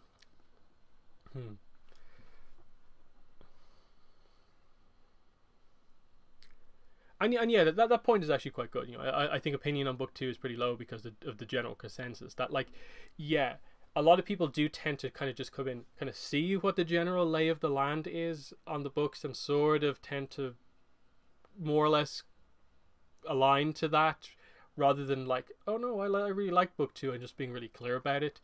Um, and that's just the way it's always going to be. Of like, the like minority opinions on this sort of stuff is never going to like particularly rise to the surface too much, just with the way things happen. Uh, I don't feel like I need to make sure book two is always like super well regarded. My aim in terms of like defending book two is only ever to sort of like help people to maybe just like bring it back in line with the other books, to stop those type of posts that are like book one 8 out of 10, book three like 9 out of 10, book four 9 out of 10, book two 4 out of 10, or the really like the ones where it gets like really out of the crazy and it's like book two 1 out of 10, that sort of thing. It's just bring it back in line so we're in the same ballpark with all of the books, because I don't think there's a massive gulf between all of the books of Korra. I do think they're all roughly together because they all have major problems and they all have major positives. In that, like, I don't really have a problem if someone says book two is their least favorite book, if there's still sort of like, in terms of like a score, considering it like in the same general vicinity as the other books, that sort of thing. Like, because I struggle with the idea that like any of the Korra books are particularly far apart in their scoring that much. So that's the big thing. And so like hyperbolic scores of like, 4 points between like this book and this book, I think is a bit much. That sort of thing. And I think it's the same like across like all of Avatar, where like even like say book one Water is kind of maybe like the weak one of Avatar. You still are on average, like everything, all the good that happens in that, it's still really highly rated. And we're not talking about like a 4 out of 10 type of thing. And that's the thing with like Avatar in general, is that I think very few things in Avatar get to that point. Even something that like I haven't been particularly strong on, say like Katara and the Pirate Silver, it's still like a 6 out of 10 book in my mind. It's still like average, good. It's not a bad score. Within Avatar, 6 out of 10 I suppose is kind of comes across as a bad score, but 6 out of 10 is still ultimately more positives than negatives. That sort of type thing.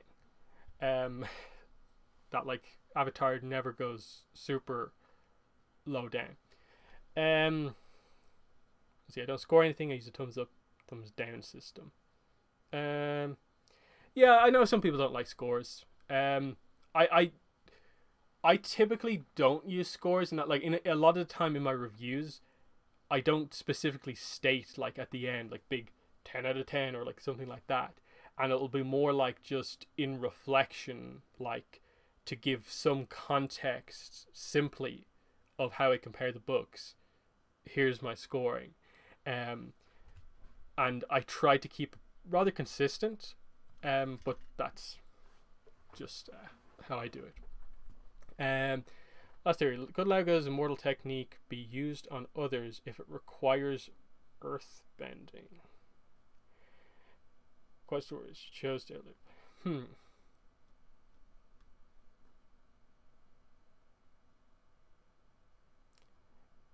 Yeah, like my interpretation of it has always been that it's not an earthbending technique because it's never stated in that way, and everything Lauga talks about in the scenes is always about like your mind. It's more of a it's barely even a meditation technique. Like he tells her to use it in notable meditation places because I suppose it roughly helps, but he's much more of a sort of like practical spiritual person, in the same way that like Nyahata is, where like he doesn't really use a lot of the flowery language that at times can surround spirituality. He's more like direct of like, yes, you're meditating, but it's not really about spirituality. It's about thinking about yourself within your mind and the power of your mind to affect your body, that sort of thing. So he's being kind of like really real and direct with her about it. And yeah, nothing about earthbending really comes across outside of the fact that the sort of philosophy of it feels very earthbendery, but I think a lot of people do tend to overly apply sort of, this is earthbending philosophy, this is firebending philosophy, therefore it's firebending. As we discussed more recently with the whole, like, since when do people think that lightning redirection is possible for any bender or anyone? Like, I've never heard before that post on Facebook anyone ever say that they think lightning generation is not a firebending specific technique. That sort of thing. Let's see.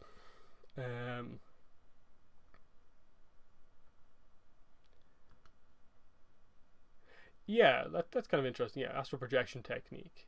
It's an advanced technique, but you only use it on yourself. Yeah, it's a very, like, you're not like using an ability and it's like coming like out of you affecting the world. You're using it like on yourself to do something.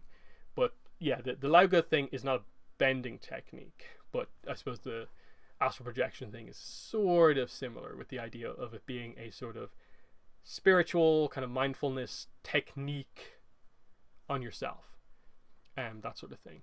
Again, Guru Patik is a non-bender. He can do spiritual techniques that relate to sort of like energy pathways. He knows about the chi and the chakra stuff. It's just that getting that like nuance right of like, even if you're not a bender, you still have, you know, chakras, you still have chi, you just don't have as much control over it. But you do have some control over it through that sort of like meditation and guru type stuff. But that's just the more technical side of things. But yeah, I think that's pretty much everything to talk about here. So yeah, it was pretty cool going through a lot of the cards. Like, even myself, like, I often just completely skip over a lot of the cards that aren't the Afiko, Malu, Kinto ones. So it was actually cool to actually go through some of the other ones and be like, look, there's some really nice art on these like Katara cards, or this Iroh stuff, and some of the flavor text on the other stuff is really cool, like the Dragon's Parable, the Muki quotes, and so on. There's some pretty fun, well written stuff as well.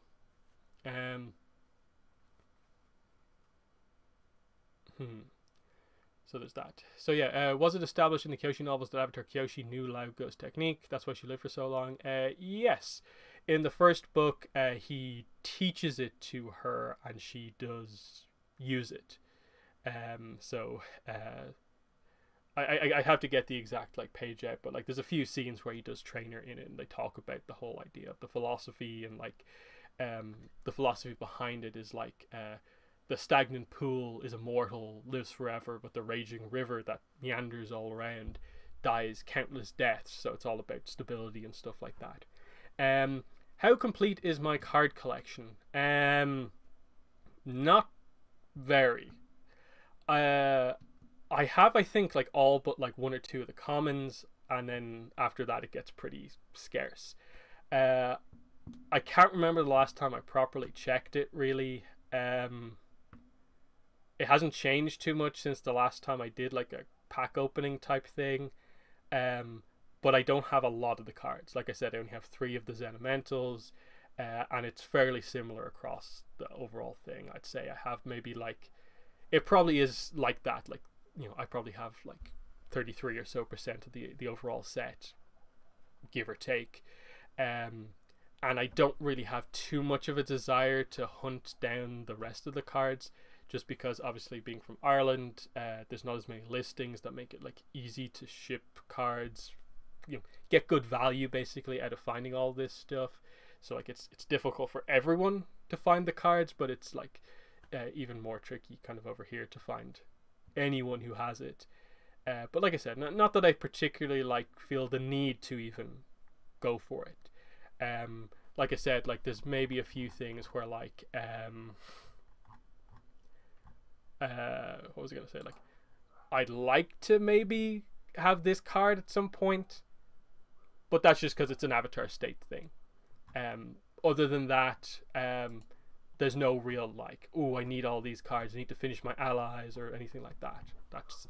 That's just where I'm at with this. Like, it's for the most part, it's not a thing within the fandom that a lot of people know about, care about, and so I don't feel it's super important for my collection, because like I am a collector, but I'm not like a completionist collector, in that I'm not going to be collecting all of the Funko Pops, but I'm going to be getting a lot of the ones that I want, that sort of thing.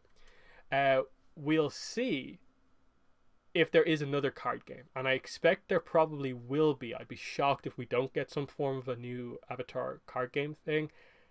That could change things. If that card game shapes up well, if there is one and they do it, that might make me go completionist, try and get all the cards from like the new card game. But again, depends what they do. In terms of what I would want, based on other card games, I think the way I would want it to be would be probably actually kind of more similar to the current Dragon Ball Super trading card game.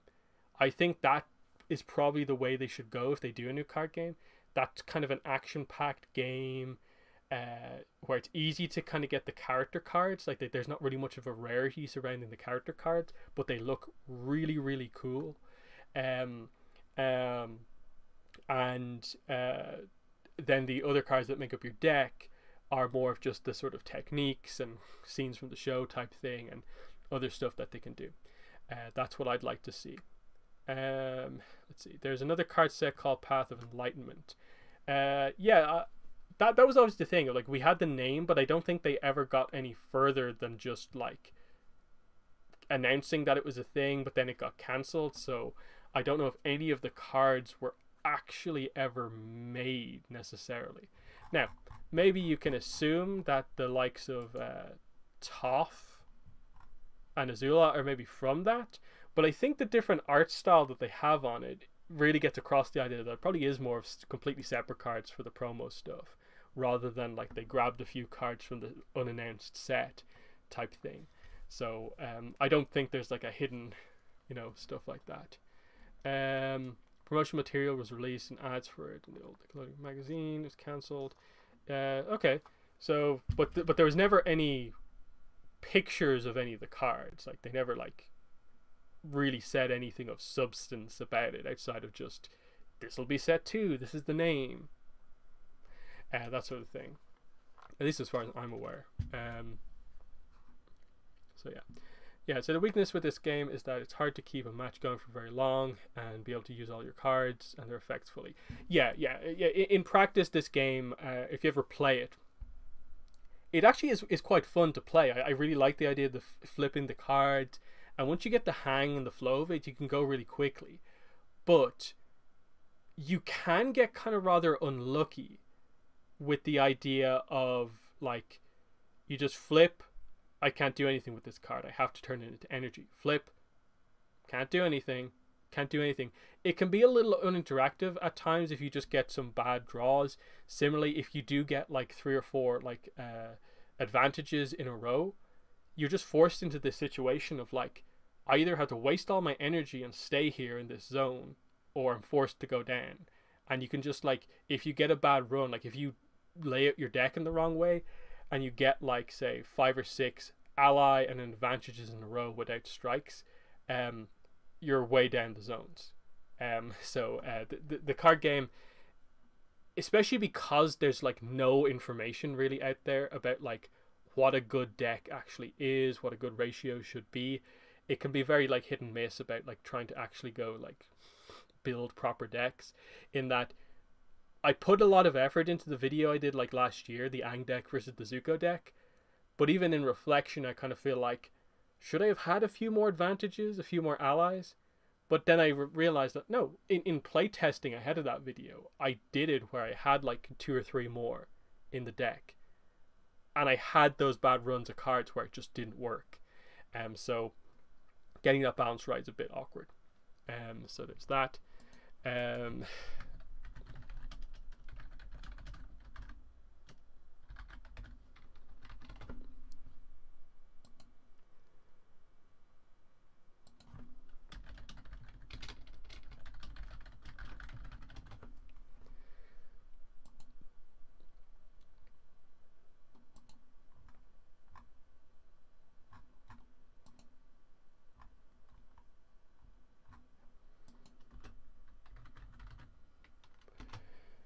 Hmm.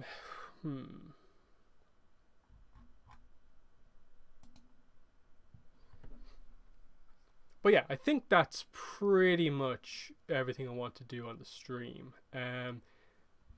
This, I guess, I think has officially gone over and is close to being the longest stream. But I probably expected it because like there's so many cards to go through, as well as the kind of after chat. So yeah, thanks everyone for joining me on this one. Will there be a stream next week? Probably not. We're probably going to try and do a podcast next week because there is a decent amount of news I think to catch up on, and so on. I think like me and Greg will probably want to go over the Suki Alone preview pages and stuff like that. But yeah, that's that. So yeah, I'm not expecting to do a stream next week, and tomorrow I guess, yeah, Boruto Day tomorrow. Big anime episode of Boruto and new chapter of the manga as well. So yeah, gonna have a lot of videos to do tomorrow as well. So there's that. Oh, what's this? Wave 4 Diamond Select on Entertainment Earth. Let me see this. New Avatar.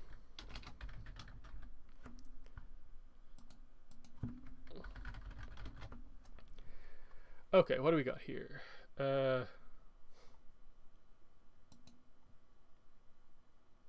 Oh, that's my mistake. Wave 4 is the one we already know about. That's the Sokka and Avatar State Aang. Yeah. I was like, Wave 5 is here, so no, we don't know about Wave 5 yet. Here's me thinking we were going to see a Suki action figure, but no. So yeah, I guess that's that. Yeah, I've at this point pretty much given up on Diamond Select. Like, I'm still waiting for my Azula. No idea what's happening with it because obviously I have the Aang from that wave. Still waiting on my Azula, and then I haven't really even bothered to order the next wave. So that's just kind of where I'm at on that. I'm more interested in McFarlane stuff and best action and statue stuff. But yeah, that's been the video. Thanks for watching, and bye.